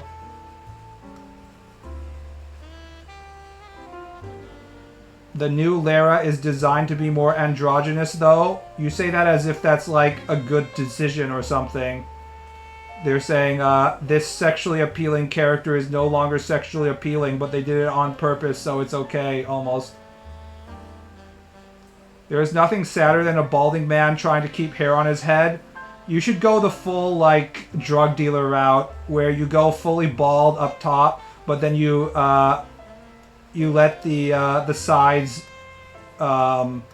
get long. And it'll 100% make you look like some sort of criminal drug dealer / pedophile rapist or something. It's extremely powerful hairstyle.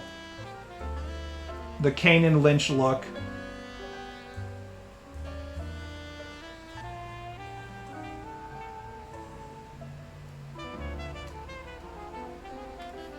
Gotta look like fully bald up top. Get the long locks on the sides.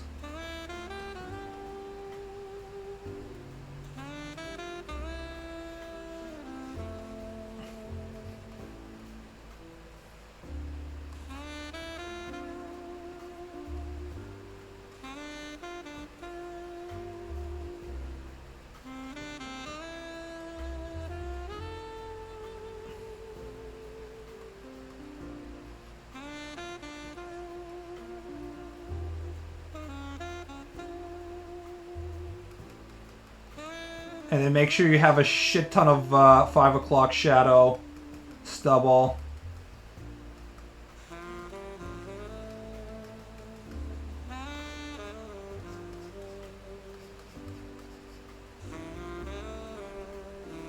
And now nobody will believe you when you say you aren't a rapist or a drug dealer.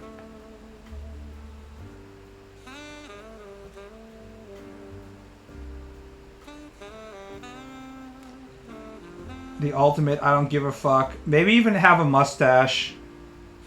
Yeah, let's go full mustache. And then like goatee here.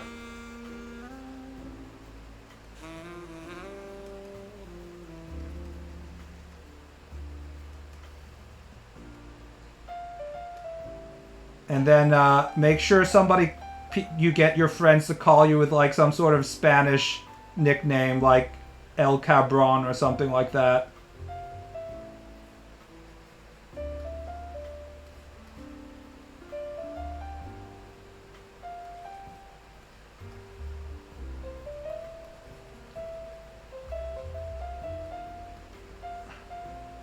Make sure you're chewing on a toothpick. And then you smoke. Yeah. Hotline Miami character. Feels good, man. I wish I was this badass.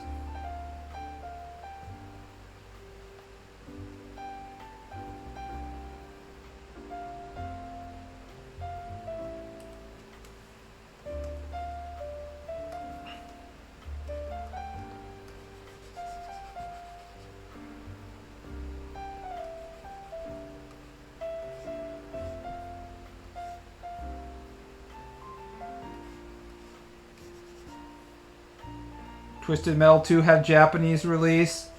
Those kind of violent, weird games are kind of a spotty on their releases in Japan. I've never heard any Japanese people ever talk about Twisted Metal, though. I don't think it ever had a presence in Japan. I've heard them talk about Mortal Kombat once or twice, but never Twisted Metal. It really didn't... Japanese people don't really care about cars unless they're driving their souped-up Wangan Midnight Racers. And they definitely don't care about weird, violent stuff either, so... They're too busy playing Summertime Saga Part 3 Panty Raid. Twisted Metal 2 and Black are incredible, though, so I'm just saying that Japanese people don't care about it. Also, they're kind of overrated. I was always a Vigilante 8 guy. I know everyone's like, what the fuck are you talking about? Vigilante 8 is shit. I always liked Vigilante 8 more than Twisted Metal. I didn't like how the cars in Twisted Metal handled. They zip around too much. They don't have enough weight. There's no point of a car combat game if the cars don't feel like cars. A lot of people didn't like the Vigilante 8 physics, but I liked it.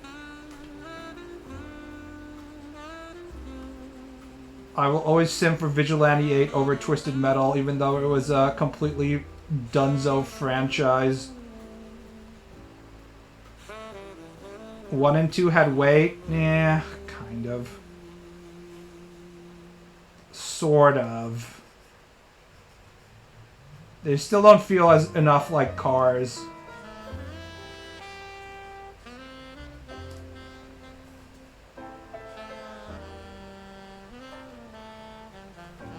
If Twisted Metal is so good, why haven't we had a Twisted Metal game in forever, guys?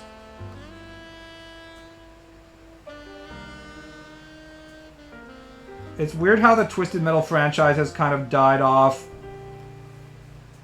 with the 90s and 2000s when it was culturally relevant, but Mortal Kombat, which has the same energy, didn't die off, you know? Although it seems like it's on the way out. Because Sony is massively gay and David Jaffe lost it? Maybe. I'm not sure their remakes sold very well, though. Wasn't there a TV show? Yeah, there was a TV show recently. Apparently it was half bad, but I don't really care.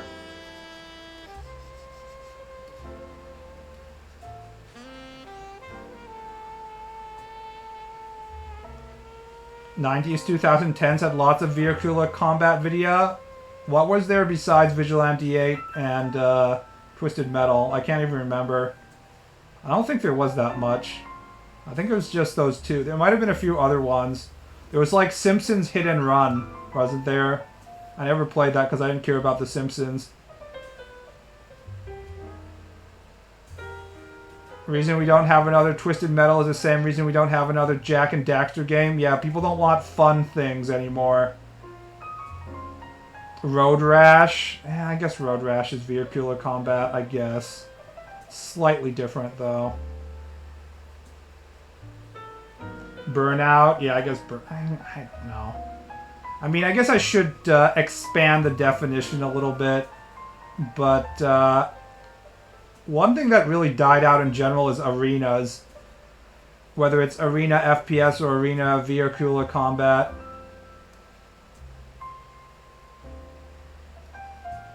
People don't want to fight in arenas anymore.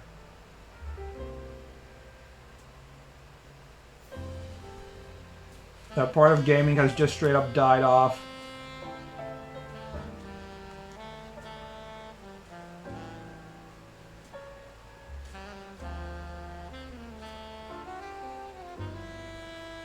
Splitgate is getting a sequel. I didn't even know Splitgate was officially released.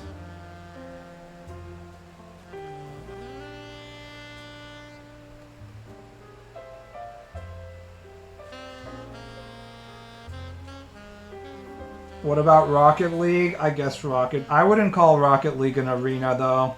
I would call that a sports game. It's essentially a game in which you control the foot of the soccer player directly using a remote control car. I would definitely consider that to be a sports game, not an arena game. Any kind of arena. When I say arena, I mean stuff like Quake, Unreal Tournament, or there's different shaped arenas that have like pickups and shit, and then remembering pickup timings is a large part of the gameplay. Like item pickup, spawn timing and stuff. We definitely haven't had many games recently where we're like, I'm going in circles in this enclosed space and I'm remembering the timings in which the rockets drop and stuff like that. People just don't want to do that shit anymore. It's extremely high skill, but it's not the kind of high skill that people want to get good at anymore.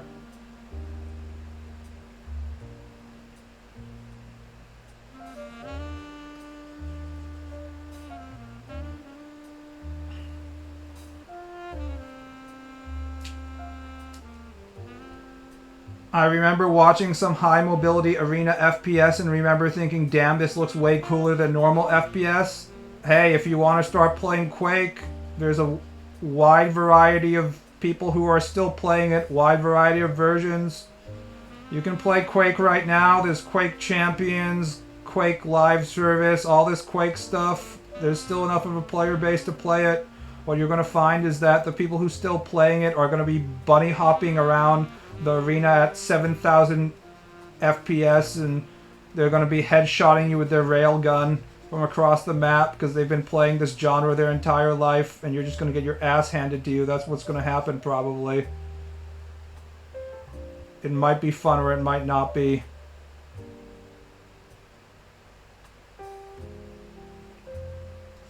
As much time as I spend complaining about how video games used to be good, There's some genres that have died out not because video games have become bad, but because people don't want to play the genre anymore. And you can just be like, that's because people are pussy losers, but I'm not necessarily sure.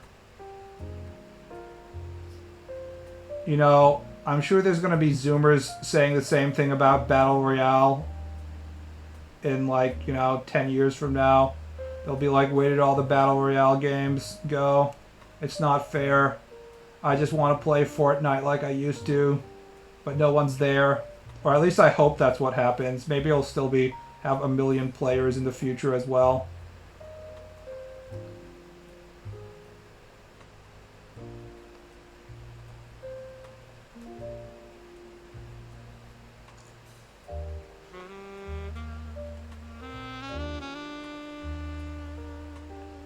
The people who played Quake grew up and had kids. It takes hours to get good enough to make Quake fun. Hours? Like 100 hours, basically.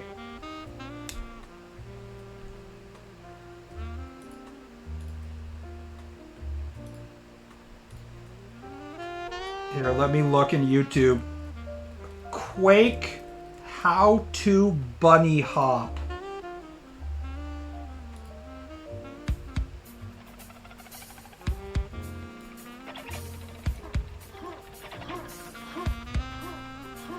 I can't even tell what's going on. To learn how to bunny jump, we need a map with a lot of space. Load the Elder God Shrine by typing map E4M3 in the console.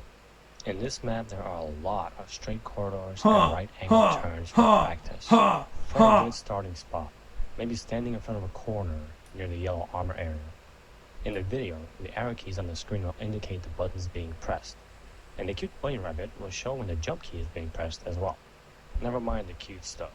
Bunny jumps can be fatal. Anyway, to start off you need to make a speed jump. A speed jump is done by pressing the forward key and a straight key, either left or right, depending on what way you want to go. When you jump, you move the mouse in the same direction, like this. When you have perfected the speed jump, you're ready to start bunny jumping. You start off this already sounds jump, impossible. And then you release the forward key. Switch between the straight keys, left and right. At the same time, follow the movement with the mouse, left and right. It's very important that you make smooth movements with the mouse. A hard turn will make you lose speed. This is fucking impossible. You have to move your mouse as you move the keys at a certain timing. I can already tell if I try to do this, I just fucking get annihilated. And then you have to aim while you're keeping speed. It's possible to turn on a speed indicator by opening the console and typing show speed. As you see, it's actually pretty easy. It's definitely not easy. It can be dangerous to your health. It's actually super easy, BB. You're not gonna fool me. I tried to... People said the same thing about Korean backdashing, and I did that for like 10 hours before I gave up. I never got to be able to consistently do it.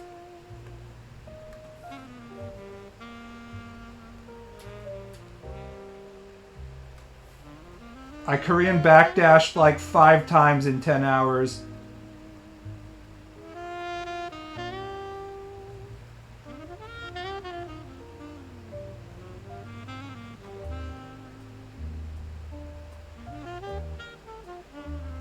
When you realize that jumping makes you go faster, you just keep on doing it. Yeah, but you can't just spam the jump key though, right? You have to be moving your mouse back and forth as you're alternating between left and right, and then not running into walls and stuff. I don't know, man. Doesn't sound very easy to me. You probably didn't have the right technique for Korean backdash. I literally learned that when I was 7. Fucking, fuck you.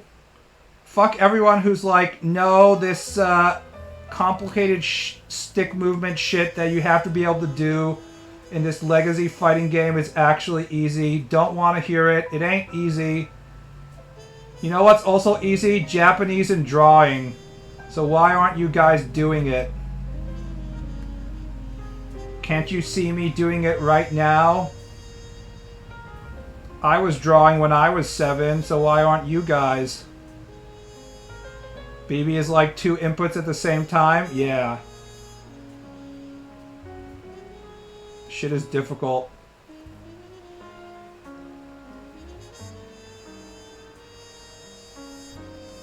What if I am? Checkmate libtard. If you are, then why aren't you a best-selling manga author by now? Checkmate conservatard. Why aren't you serialized by Shonen Jumpu and making millions of dollars? Sounds like you're not a great artist after all.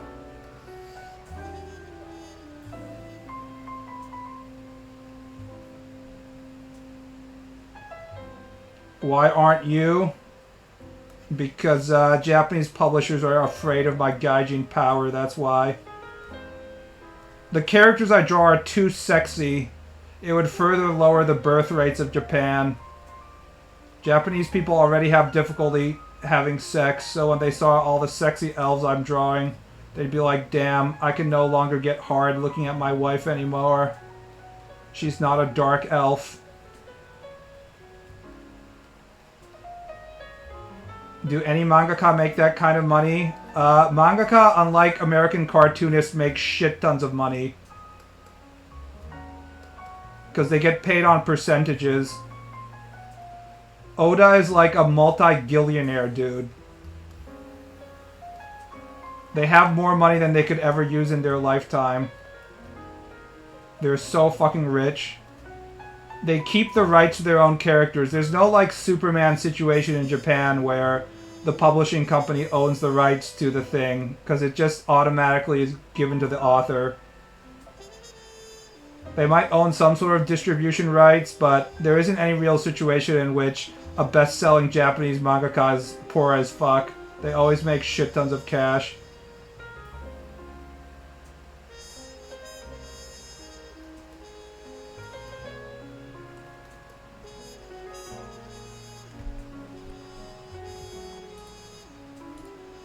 I don't know if there's the graph shows up. It's like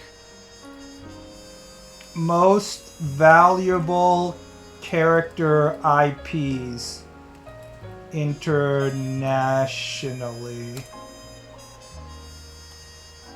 There's like a fucking image of this.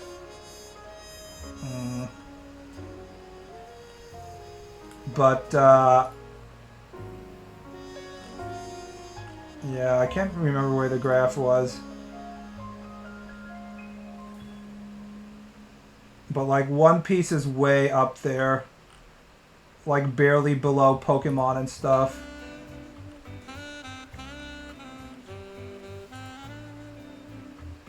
And so is Yu-Gi-Oh! As well.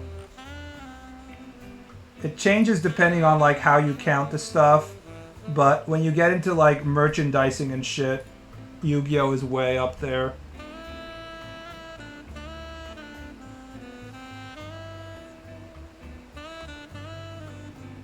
So the Yu-Gi-Oh! Author, I'm forgetting his name, was rich as fuck. He was richer than God, and yet he chose to sacrifice himself to save a drowning kid or whoever. I don't think it was a kid, I think it was a drowning adult, and drowned himself. He literally isekai'd himself, guys. Despite having all the reason in the world to continue living. Yeah, Kazuki Takahashi.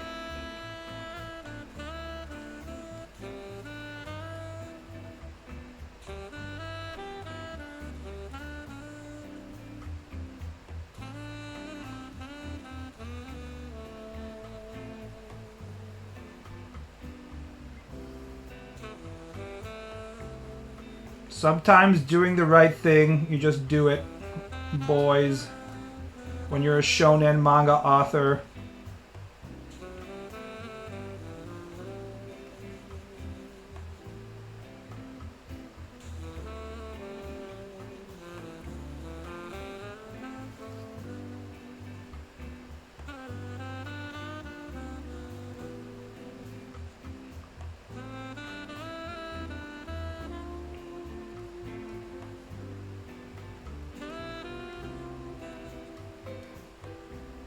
I want to shag Alexis Rose and my Valentine. Wrong answer. You're forgetting the more obvious option in front of your eyes. The brown option.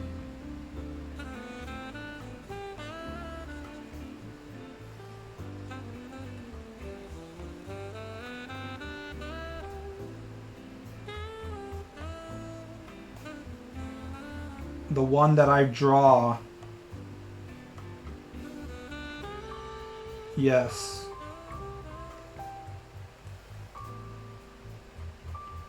My Egyptian chocolate goddess.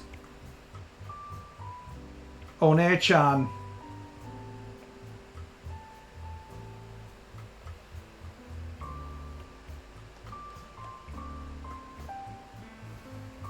Honestly, I was never a huge fan of Yu-Gi-Oh! To be true.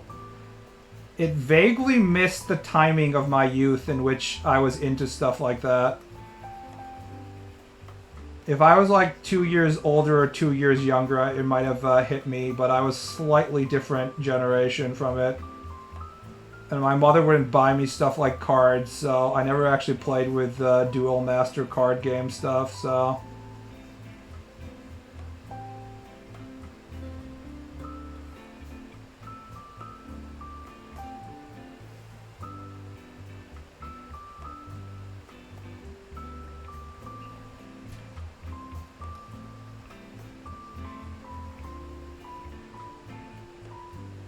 I thought I was going to come down to Dark Magician Girl. Dark Magician Girl launched 10,000 hentais, but I never really cared about her. There's definitely more Dark Magician Girl porn than there is of any of the other female characters, though. I'm sure about that.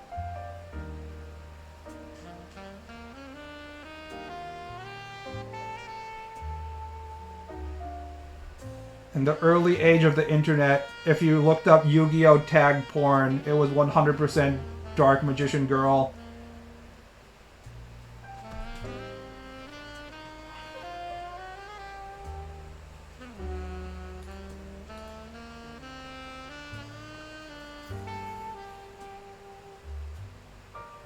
Yu-Gi-Oh! Is super addicting. It's also dying right now. Isn't literally every card game people are claiming they're dying? After they also had record high prices around the pandemic and stuff like that. I know Pokemon cards were being... The price was shooting up because of all the speculators and stuff. And now it's going back down and people are like, it's fucking dead. The truth is, card games have all this extra money in them because they have all these speculators. And as a result, people often complain that they're dying or on their way out, but it's just the market adjusting itself, usually.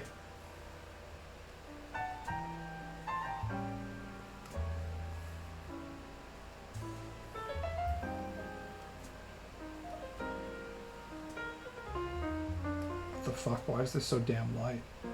Huh? 19%. What? Why is it so light? Huh? I guess I was just using a really light color to begin with. Pandemic has nothing to do with it? I don't know, man. It's just people who want to make money off of stuff, that's all. A lot of people thought they could get rich off of children's toys.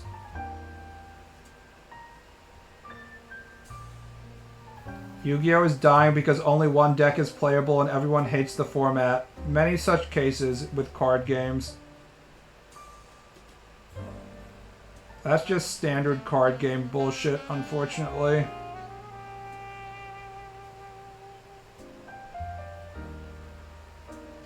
People were still scalping Yu-Gi-Oh! Last year. They had a card you could get free with a purchase from Goo, and they were gone within 10 minutes.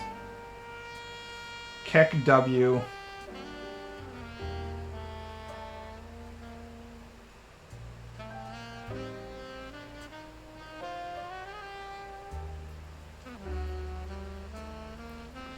Didn't the same happening to MTG with some flying dude? Is this recent? I haven't played MTG since... I don't know. Eldraine rotated out. So how many years ago was that? 4 years ago? Does anyone know which MTG card he's talking about? Because I actually played enough MTGs that I would be able to understand what the card was if I read it. And I would actually check, I could actually understand it. Wizards of the Coast releasing 10,000 new sets every day.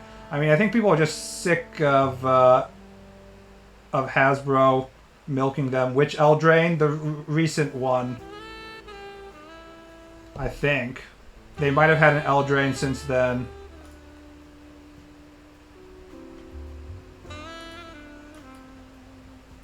MTG rotation history.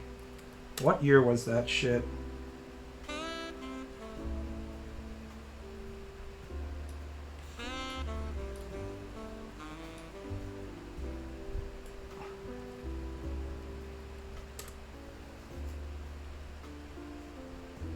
Oh, I played a little of Midnight Hunt, I think was when I actually phased out. No, I think I was all the way into Neon Dynasty. I didn't play anything of New Capenna. I was still watching pros in New Capenna. I started with Eldraine.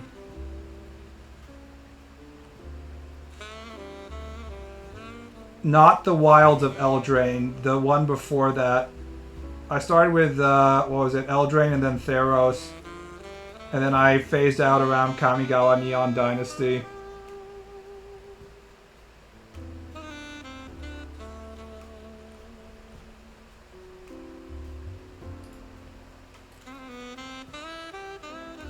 Wings of Wisdom MTG. Nadu, Wings of Wisdom, Modern Horizons 3.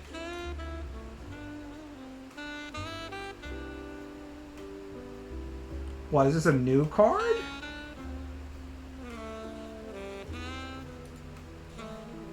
It's just a fucking bird, guys. What's the big deal? How bad can a bird wisdom be? Bird Wizard.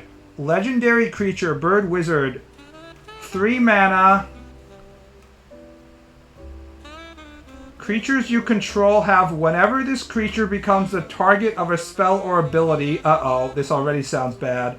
Reveal the top card of your library. If it's a land card, put it onto the battlefield. Holy fuck. Otherwise, put it into your hand. Holy fuck. This ability triggers only twice each turn. Oh, thank God! Whew! It's only twice per turn, guys! Guys, it's only twice per turn!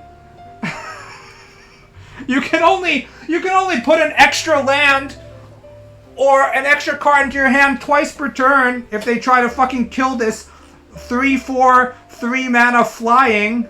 How bad can it be? Don't worry, it's a legendary. You can only have one on the... Oh shit, you're right! It's per creature! Holy fuck! And it's every creature! I forgot, it's not just a legendary creature, it's every creature you control! Oh my fucking god. Holy shit. That's so hilarious. Oh my god. Ah! You can just have like a straight fucking like an army of creatures on board and they won't be able to do anything about it. I guess the only way to deal with this if you have to have board wipes, right? You need the shit that just wipes the entire board and then it wouldn't be a target spell. So that basically means that there's only decks that have the fucking bird wizard in it and then decks that counter the bird wizard. Probably like control with creature wiping and stuff. This card lets you draw your whole deck on turn 2 in several formats, by the way. Yeah, I'm sure it does. Oh, And it's because the target of a spell or ability, that means you can target with your own spells and abilities, right? It doesn't have to be the enemy. Holy fuck. You can just put out your own shit and then target it yourself.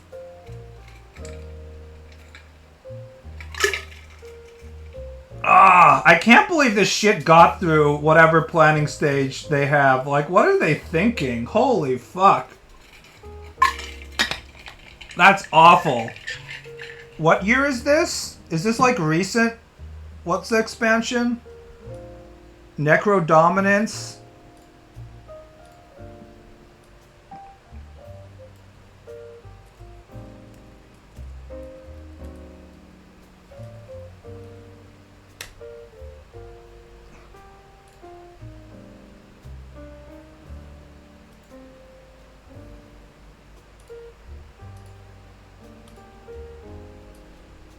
Necrodominance, 3 mana, legendary enchantment. Skip your draw step. Okay. At the beginning of your end step, you may pay any amount of life. If you do, draw that many cards. Your maximum hand size is 5. If a card or token would be put into your graveyard from anywhere, exile it instead. I can see, this makes more sense why, I can see why they might have not figured out how broken it might be, because they didn't account for like probably some of the synergies that are going on.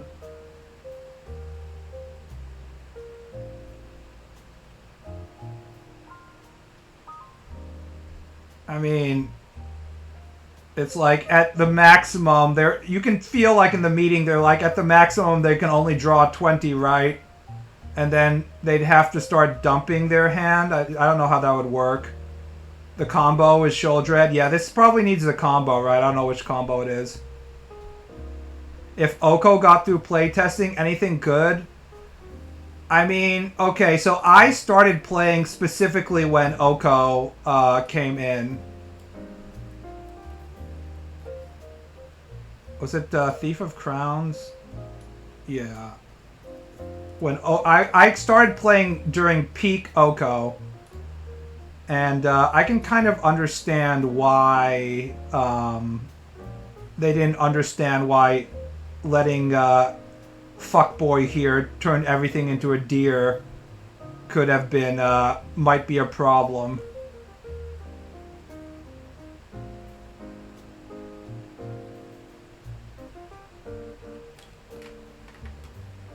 Discard on your turn always takes place as the very last thing you do, so you can do shit after that happens, but it's gotta be instant speed.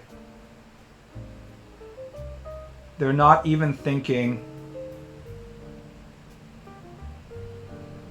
You draw X card, you pay X life, you gain twice X life. Which is the Sheoldred?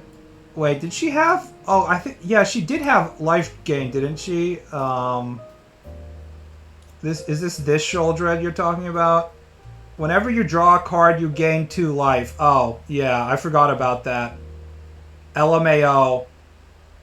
They might have goofed a little bit here. LMAO. What they needed to do was make it so they didn't use the language draw, and they said you may put any amount of cards into your hand, in which case the draw wouldn't count and it wouldn't combo with Sheoldred. But because that you gain 2 life instead of losing 1 life, you're just back to fucking full health. Good job, MTG. It's not that he can turn anything into a deer, it's that a plus ability. Yeah, I mean, that's part of it. But at the time, people were saying that they might have not considered that you can do it to your own stuff. Like, they were meaning it as like a defensive ability or some shit. I don't know.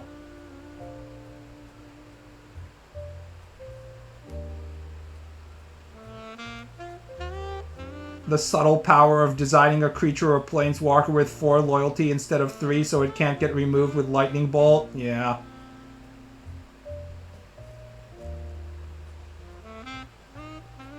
But what are people playing in like the super classic formats? I forgot what they were called. Like is it limited? The format in which you're not using Black Lotus, but you still need to pay like $3,000 for a deck. You know what I'm talking about? Where you can still, I guess Oko is banned in like every format, isn't it? Right now, Commander, LMAO, yeah. Legacy. Yeah, aren't people still using shit like Tron and stuff in Legacy? Isn't it like actually still the same? I don't know. I haven't followed this shit in years, so.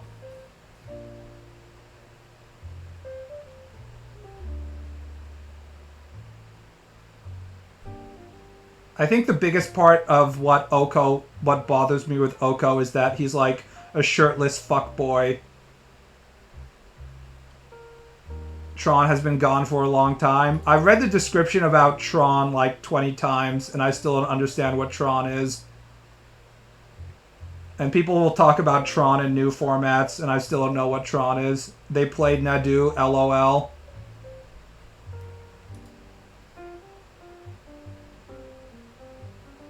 I think my favorite MTG card that I was playing in the very brief amount of time I was playing was this one. What was it called? Mirror... Was it Looking Glass? No.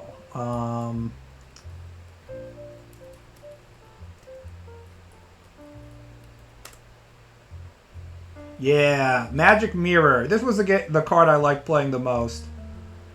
Because I was playing it on my shitty old laptop, and I would draw my entire fucking hand, and my laptop would start to get super hot, and I wouldn't be able to play it anymore.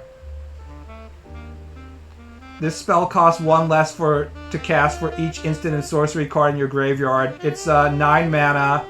At the beginning of your upkeep, put a knowledge counter on Magic Mirror, then draw a card for each knowledge counter of Magic Mirror. So you start by drawing 1, and then you draw 2, and then you draw 3, and 4, and 5, and soon you're just like killing yourself by drawing too much and decking out. It was not very strong considering how expensive it was, but I had lots of fun with this. This is though I made so many decks with this thing. It was very silly. Is the background noise your PC? No, it's a fan that I have blasting myself directly. Tron is an old name for getting Urza's Tower, Power Plant, Mine all out and play in a competitive pace. Yeah, but don't they use the terminology for other decks that do like similar things? Isn't it like a deck format now? So even if you don't have the specific cards, they still call it Tron.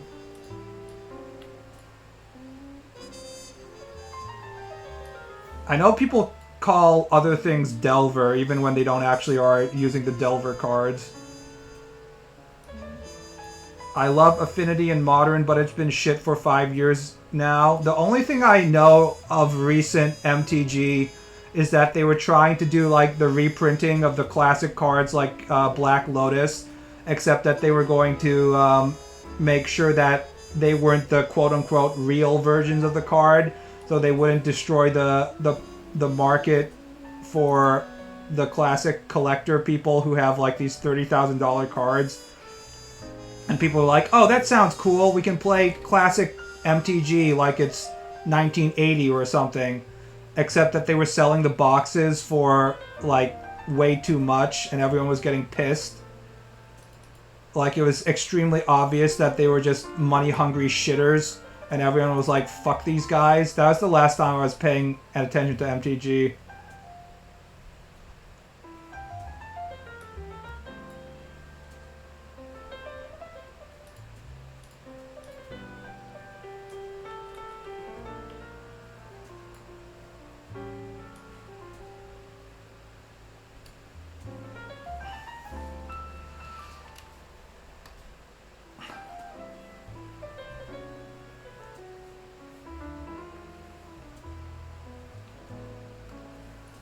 I had my fun with MTG, but I don't have any friends that play MTG, so by default I was probably gonna quit after a while.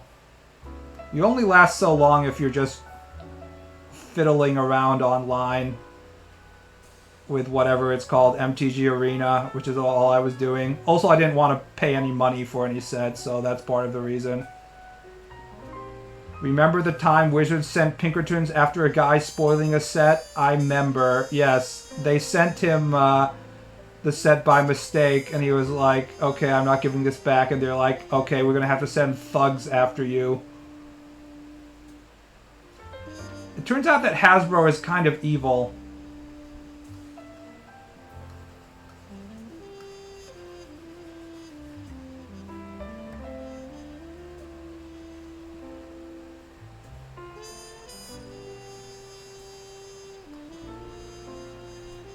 Remember the time when Hasbro was like, you know, everybody, we all enjoy how everybody is playing Dungeons and Dragons, and we see how you're all big fans of the format, which is why we're going to try and monetize all the secondary content that our fans have created. If you make above a certain amount of money using Dungeons and Dragons content, you have to pay us a percentage. Remember that? All that fun you're having making up your own adventure, it belongs to us now. Surely this will not backfire in any way.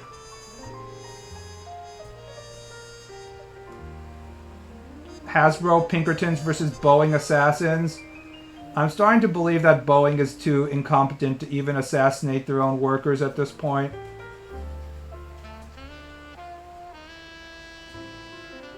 But as I consume, I have already forgotten about this transgression. Take that, Hasbro. Yes, that's why I'm safe to insult all of you people directly in chat and call you guys losers and get angry when you suggest I use the fill-in tool, because I know you will soon forget and consume my content.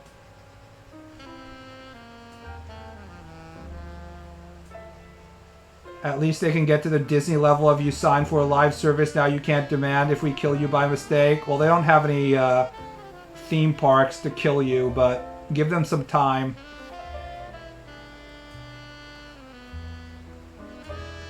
Hasbro higher-ups are money vampires. They're very short-sighted money vampires as well. That's part of the interesting part.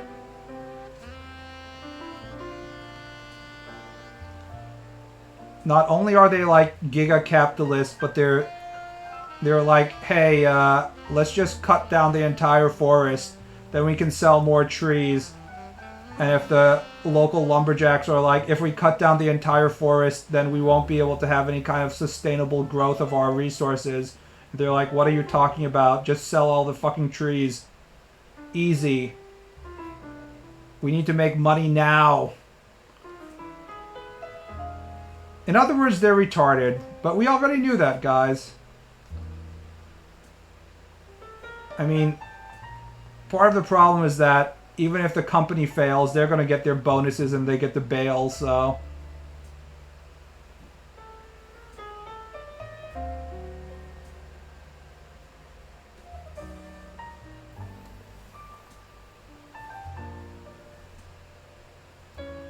A leprechaun mixed with something else.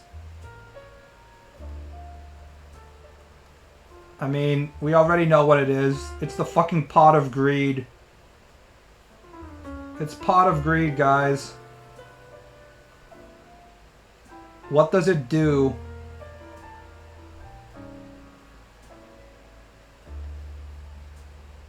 The problem with card games is that they're the ultimate version of like we're printing money, right? When they're successful. So it's only natural that it leads to extreme amounts of arrogance and just like we can do whatever the fuck we want. They'll just keep on buying. It costs us nothing.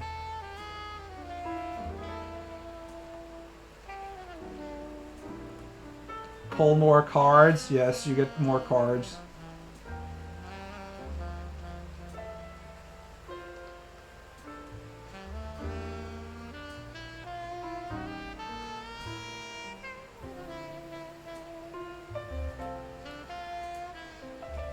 whether you understand why Pot of Greed needs to get banned or not, sort of says whether you're a card gamer or not. Because it's one of those things where if you don't play card games, try and explain to your girlfriend why Pot of Greed can't exist, or else everything gets fucked up.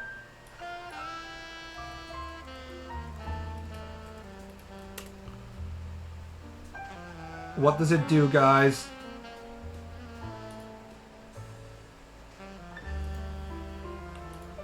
God, the text is so small. Draw 2 cards from your deck. Huh. How bad can that be, guys? Why is this a problem?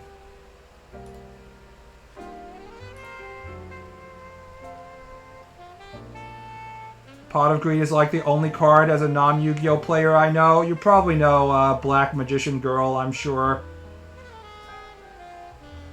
I'm surprised TCG counterfeiting doesn't exist in the markets.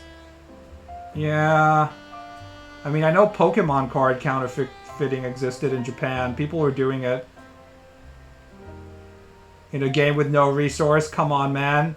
Are you saying that just drawing 2 cards is too powerful? But how can that be?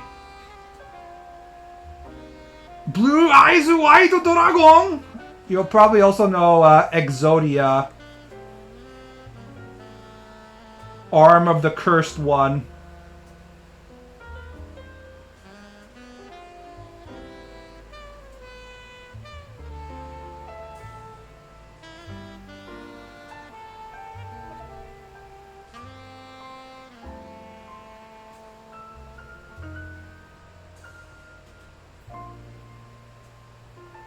Max C is somehow legal in Master Duel, which is insane. Third leg of the Forbidden One, that's what they call me.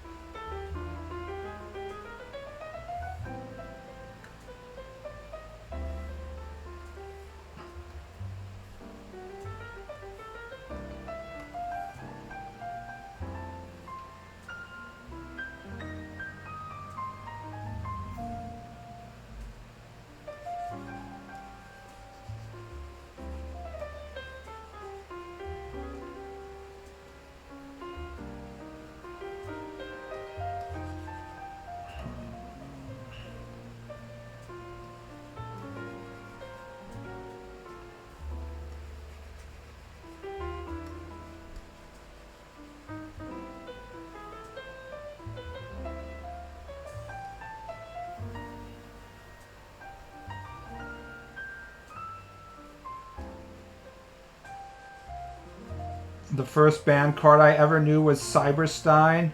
The first banned card I ever knew was my original Lightning Shock card I played in MTG, where I wrote on it, 1 mana, does 20 damage, 1 red mana.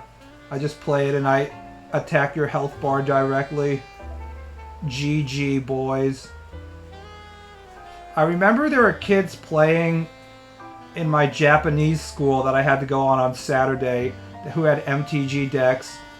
And I think the kids just had like decks that were just full of shocks and lightning bolts.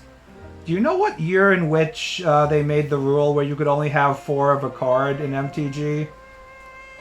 Because I'm pretty sure when I was in like the 90s, when I was a kid, I distinctly remember kids having decks that were just like all lightning. 1994? Okay, so they were just breaking the rules, probably. I mean, it's at school. I remember people were playing with Pokemon cards at school and nobody fucking used the resources. They were just like, I pull out this Pokemon card, it has bigger number than you. When you're a kid, you don't understand the concept of card resources. You're just like, holy shit. He pulled out his card that has a bigger number than mine. I have lost.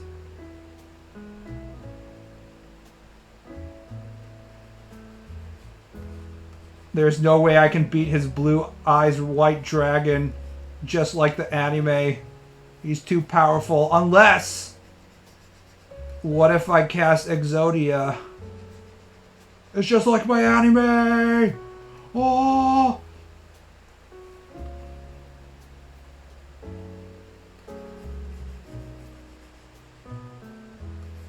Believe in the heart of the cards.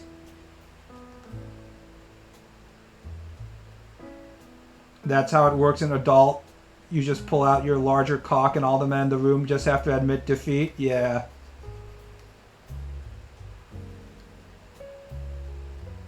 True. Unfortunately, that strategy is nullified when you do it in front of women who are like, I'm not impressed, I have a larger dildo. You're like, no, that's not fair. I can't compete with your bad dragon 18-inch squid tentacle themed dildo. Ribbed for your pleasure. It's not fair. How can this be?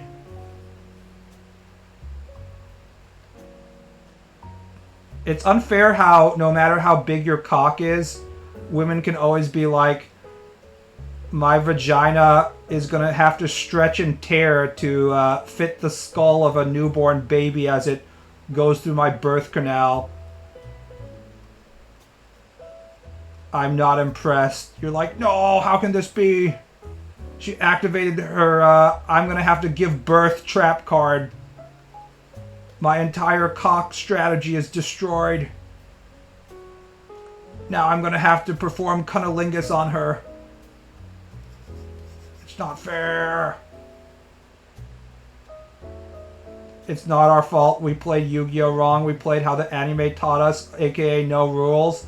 If we're playing the way the anime plays Yu-Gi-Oh! We also have to have like a giant fucking stack of cash and then play a game in which we take a knife and we put the stack of cash on top of our hand and we stab the knife through the stack of cash to see how many dollar bills we can get without stabbing our own hand.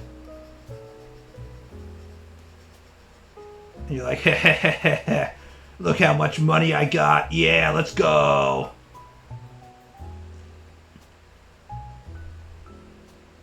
Oh no, she's gonna sit on my face. Help! Please, my Valentine. Don't sit on my face. No, it's not that. Don't stick your giant fat blonde ass right into my face. Was actually at the sex shop with some friends yesterday. They had like a half-meter dildo there, but honestly, never in my life have I been less excited than there, yes. It's a weird place to go. A lot of sexual tension comes from doing forbidden stuff and like the are we gonna do it or not gonna do it situation. So when you go to the sex shop, you know,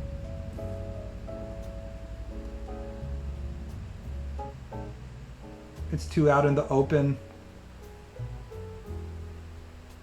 I'd feel sad and lonely if I went to a sex shop. What if you had the hentai situation in which the local girl who's working at the cashier of the sex shop is like, I am also for sale. The owner has forced me to be a sexual tool that you can test dildos out on my body. What if that's the case? I know this is real because I read it in my hentais.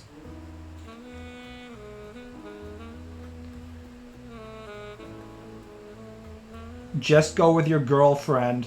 That's right, guys. Chat, just go with your girlfriend, chat. Easy. GG. Just go with your girlfriend.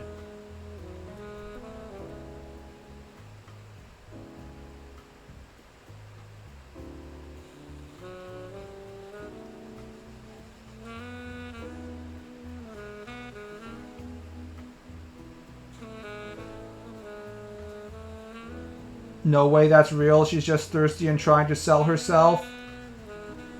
I choose to believe her sign that says, "I'm a sex toy, please fuck me."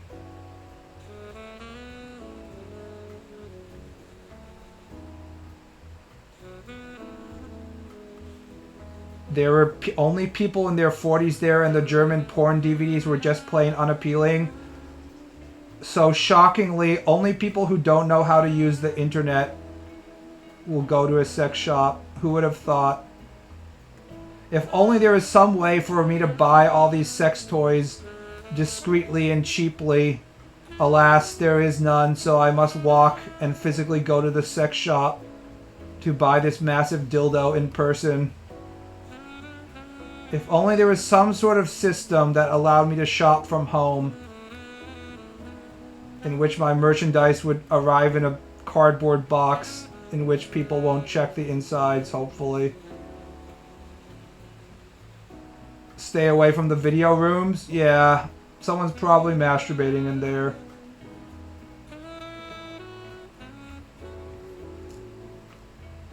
I passed a sex shop every day on my way to uni, and there was always young people going in.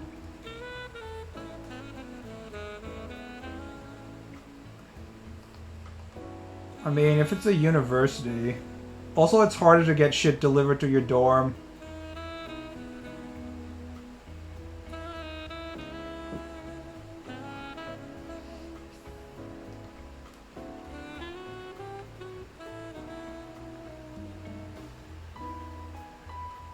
I'm surprised these stores still exist.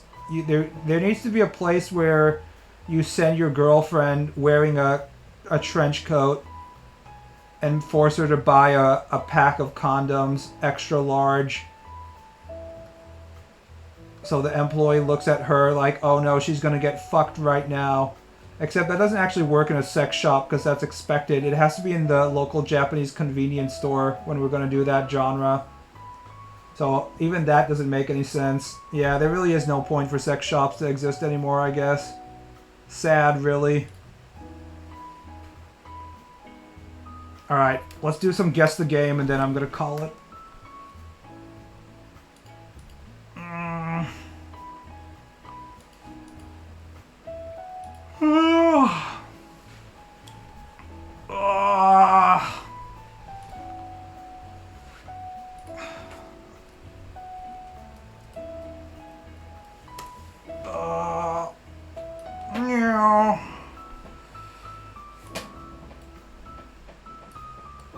Guess the game.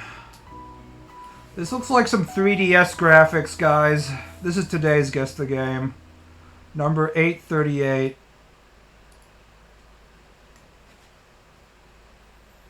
Doesn't this look like a handheld graphics instead of just an old game?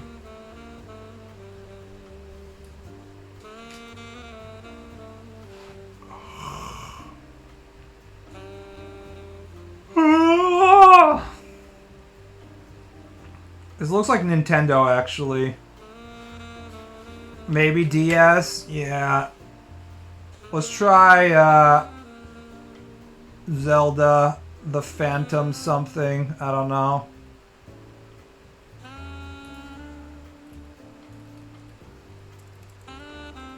Legend of Zelda. Spirit Tracks. Let's do Spirit Tracks. I don't fucking know. Or Phantom Hourglass. Let's do Phantom Hourglass. What is this? Too old for Metacritic, so it's probably not DS. It's, You think this is some sort of Castlevania? All these skulls? Super Ghosts and Ghouls? Not that.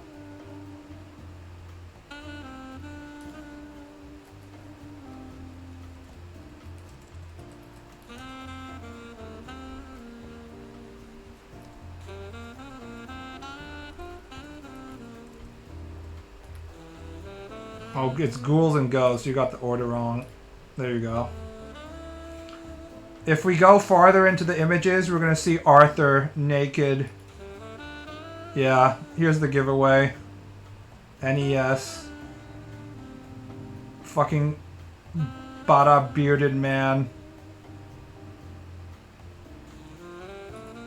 Here we go, boy. Fully clothed. More clothing. Show him naked. Show him naked. I need to see that hot body. Nope, they're not going to show it. Damn. Nothing past the first level, LMAO. What are you, a fucking casual?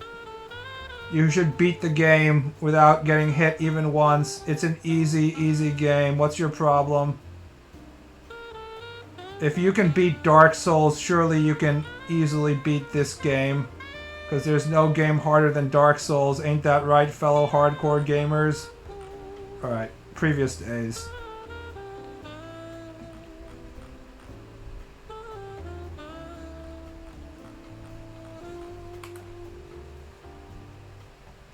Beat it again right after, get the true ending. Yeah, I forgot about all that shit.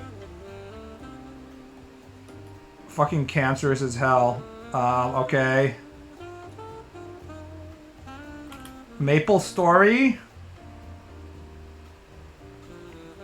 I can't think of anything else. Ghosts and Goblins on NES is way worse, is it? Huh. I mean, the hardest games are always the ones where, like, usually the older it gets, the harder it is. Animal Crossing. Do you think it's Animal Crossing? I feel like this graphics looks even too good for Animal Crossing.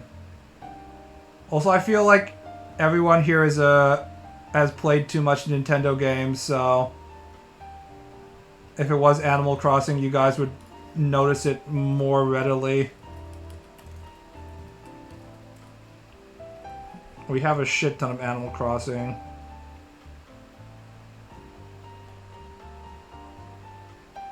New Horizons, New Leaf, Happy Home Desire, City Folk.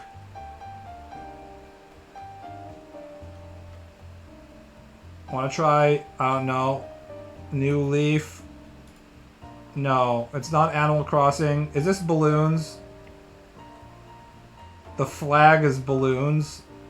There's a banana, monkeys, balloons. Okay.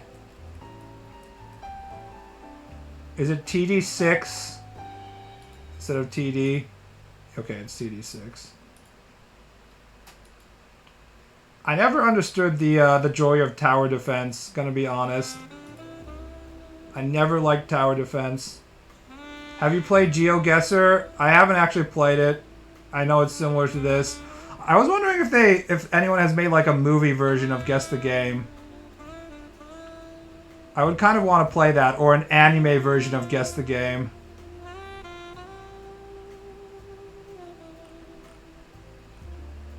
What about anime, except it's only like panty shots? Baby doesn't go outside, he would fail every time. Yeah, I don't know what Tajikistan looks like. Tower defense slop is just a mini feeling of overpowering Isekai MC. Holy shit, Donald Trump is live on Twitch right now? Oh no. He's directly competing with my audience of retards.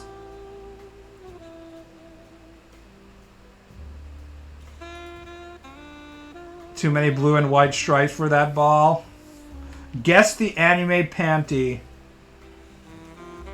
Guess the movie? Okay. Well, we could try it later, but we still haven't caught up to Guess the Game, so...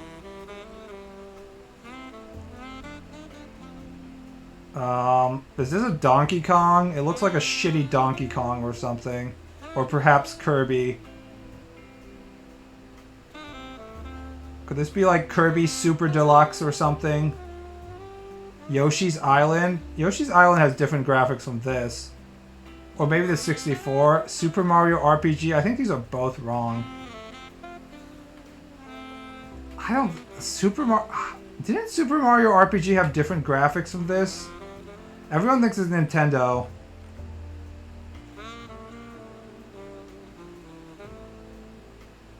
Huh. I don't remember what Super Mario RPG looks like, but I don't think we've guessed it yet. Mario and Luigi might be partners in time. I like that guess better than Super Mario.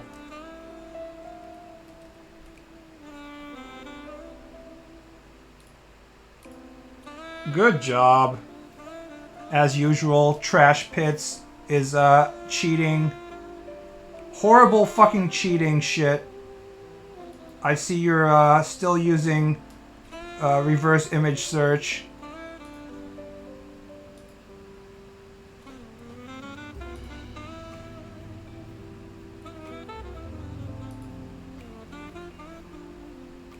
Even if he was cheating, like, my ability to be able to sort of hone in on the comment that I like is says something about my gaming ability. Bro is looking up the answers, shaking my head. I mean, he doesn't need to use reverse image search, right? He can just go to actually guess the game 508 if he wanted to. The reverse image search is in my brain. Guys, you have to give him credit where credit's due. He's ruined his entire life by using 95% of his brain cells to remember horrible tiny details about subpar Nintendo video games that he played 10 years ago. It's tragic, really. Give him that one win. What was this on? Was it DS? Give him a lobotomy. He's done it himself already. This game was actually pretty fun. I'm sure it was pretty fun. Nintendo games are always pretty good. That's how I feel about One Piece characters. You could have a guess the manga, except it's only One Piece characters, and it would just be like, name the volume and chapter in which this one person that Oda drew in the background shows up in, and there's always like 30 different minor characters showing up. That's Thief 100%. Nah, it's Skyrim. Here, watch me piss off chat. I'd recognize this anywhere.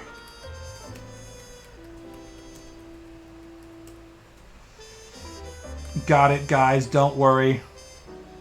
I recognize this fireplace anywhere. No, it's not. Is this Thief? What the fuck is going on with this guy's face? I thought Thief was like against other people. This looks like a monster. Are you sure this is Thief? 92%. I mean, I guess that is Thief.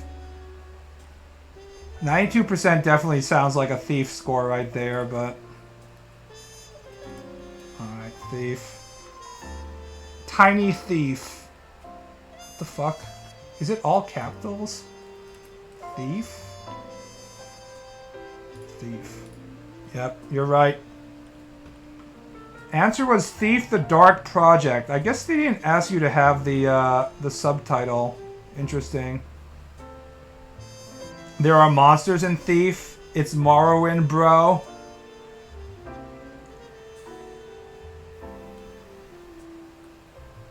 Wasn't the remake also called Thief? The remake that everybody fucking hated? 1998. The good old days, boys.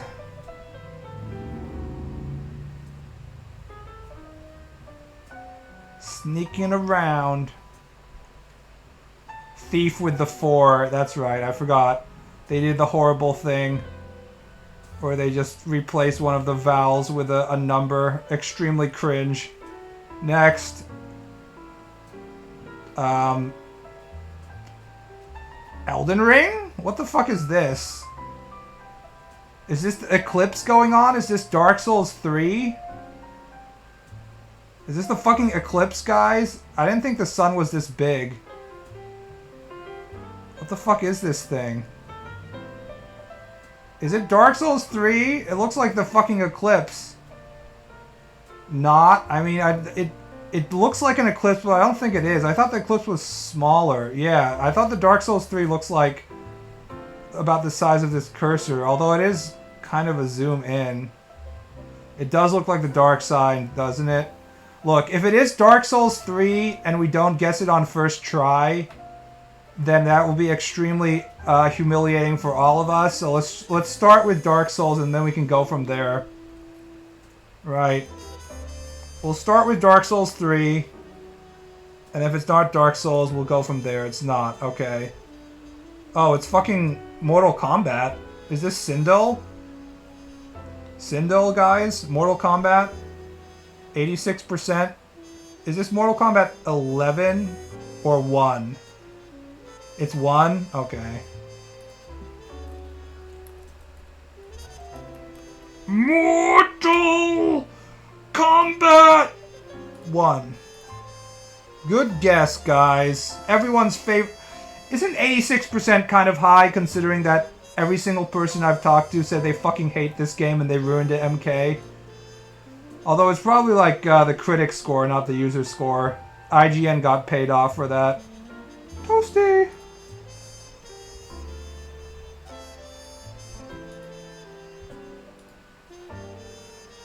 Yeah, this kind of looks like ass, doesn't it? Fuck Mortal Kombat now. It's only gonna get worse from here, guys.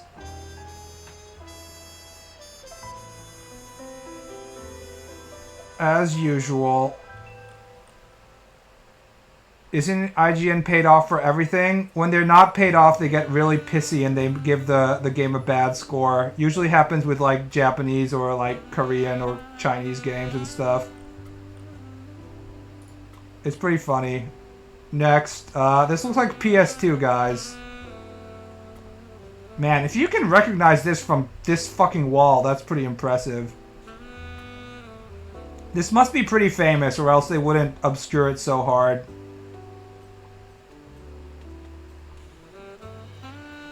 This looks like a shoulder or something. Final Fantasy X. I think Final Fantasy X graphics were slightly better than this, though.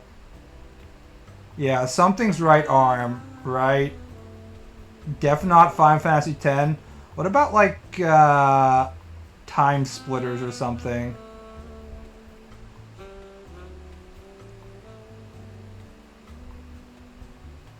Or, a shooter. This definitely looks like a monster. What about King's Field? Xenoblade. It's not 7 or 8. This is I think this is a PS2. This is definitely a monster arm here, though. Dragon Quest. What about Quest 64, guys?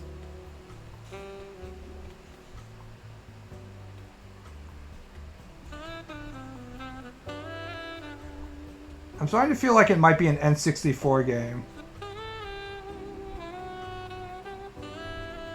Let's try Quest 64. I think I was way more colorful than this, but... No.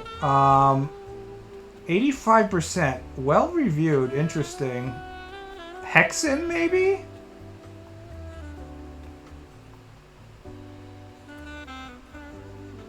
What about Hexen? 85%. It definitely looks like a 64 game instead of like PS2. I think PS2 had better textures than this.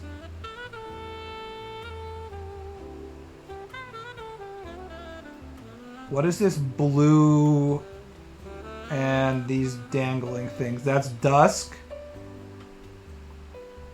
Oh. Hexen 95, would they even have Metacritic? Good. That's a good point, right. Dusk is meant to look like Hexen.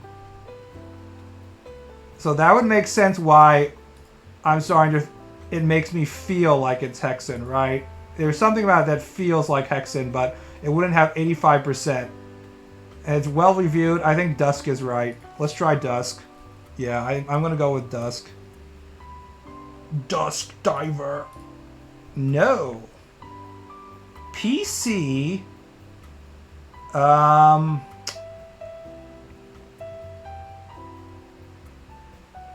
It definitely looks like an FPS shooter, though. Except there's an arm with a sword right here, so probably not. So what is it then? Dusk is reviewed better than 85% though, right? I don't think so. I think that's about the right. Rune. It feels kind of recent, but maybe not. If it was... I like the part where you're saying that if it was actually this old, it wouldn't have a score on Metacritic. But maybe it would. Rune is a PC game. We can try Rune. Heretic 2. Rune Factory. No. MMORPG. Is this Neverwinter?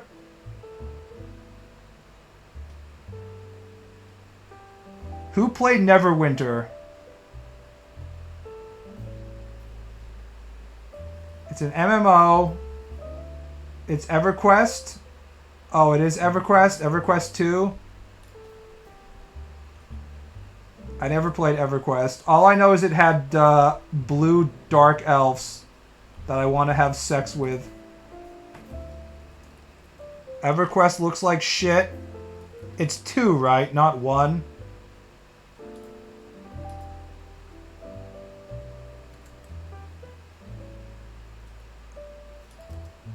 Space? They don't have a 2. What the fuck was it called then? Is it just EverQuest? How do I differentiate between you want to fuck all the elves? Not this elf. This is technically an elf-like thing. I want to fuck blue-skinned dark elves more than normal elves. I can't even get it to show up, though. They're only giving me EverQuest. Let's try EverQuest. That's all they have. They don't have 2. Interesting. Just EverQuest. Looks like a kobold or a goblin. Close enough. Here's an elf that I don't really want to fuck. It's a man elf. Look at these animations, bro. What year was it? 99. Damn, graphics were kind of shit in 99, weren't they? Considering that this is like a few years away from Final Fantasy X coming out, it really did look kind of shitty.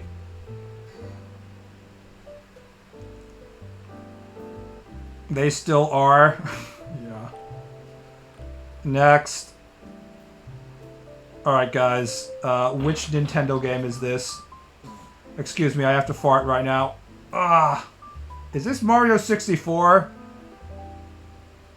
It kind of looks like Mario 64. Monkey Ball?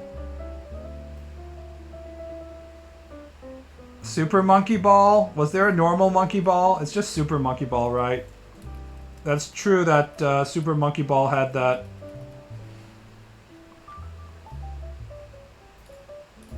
No. It is Super Monkey Ball, so it might be Super Monkey Ball 2? 87%? This looks kind of like GameCube. There we go. Goal! I never played Super Monkey Ball. It was just not something interesting to me. Alright, see you around, guys. Have a nice night. You have a nice night, guys. See ya. I will stream the day after tomorrow as usual.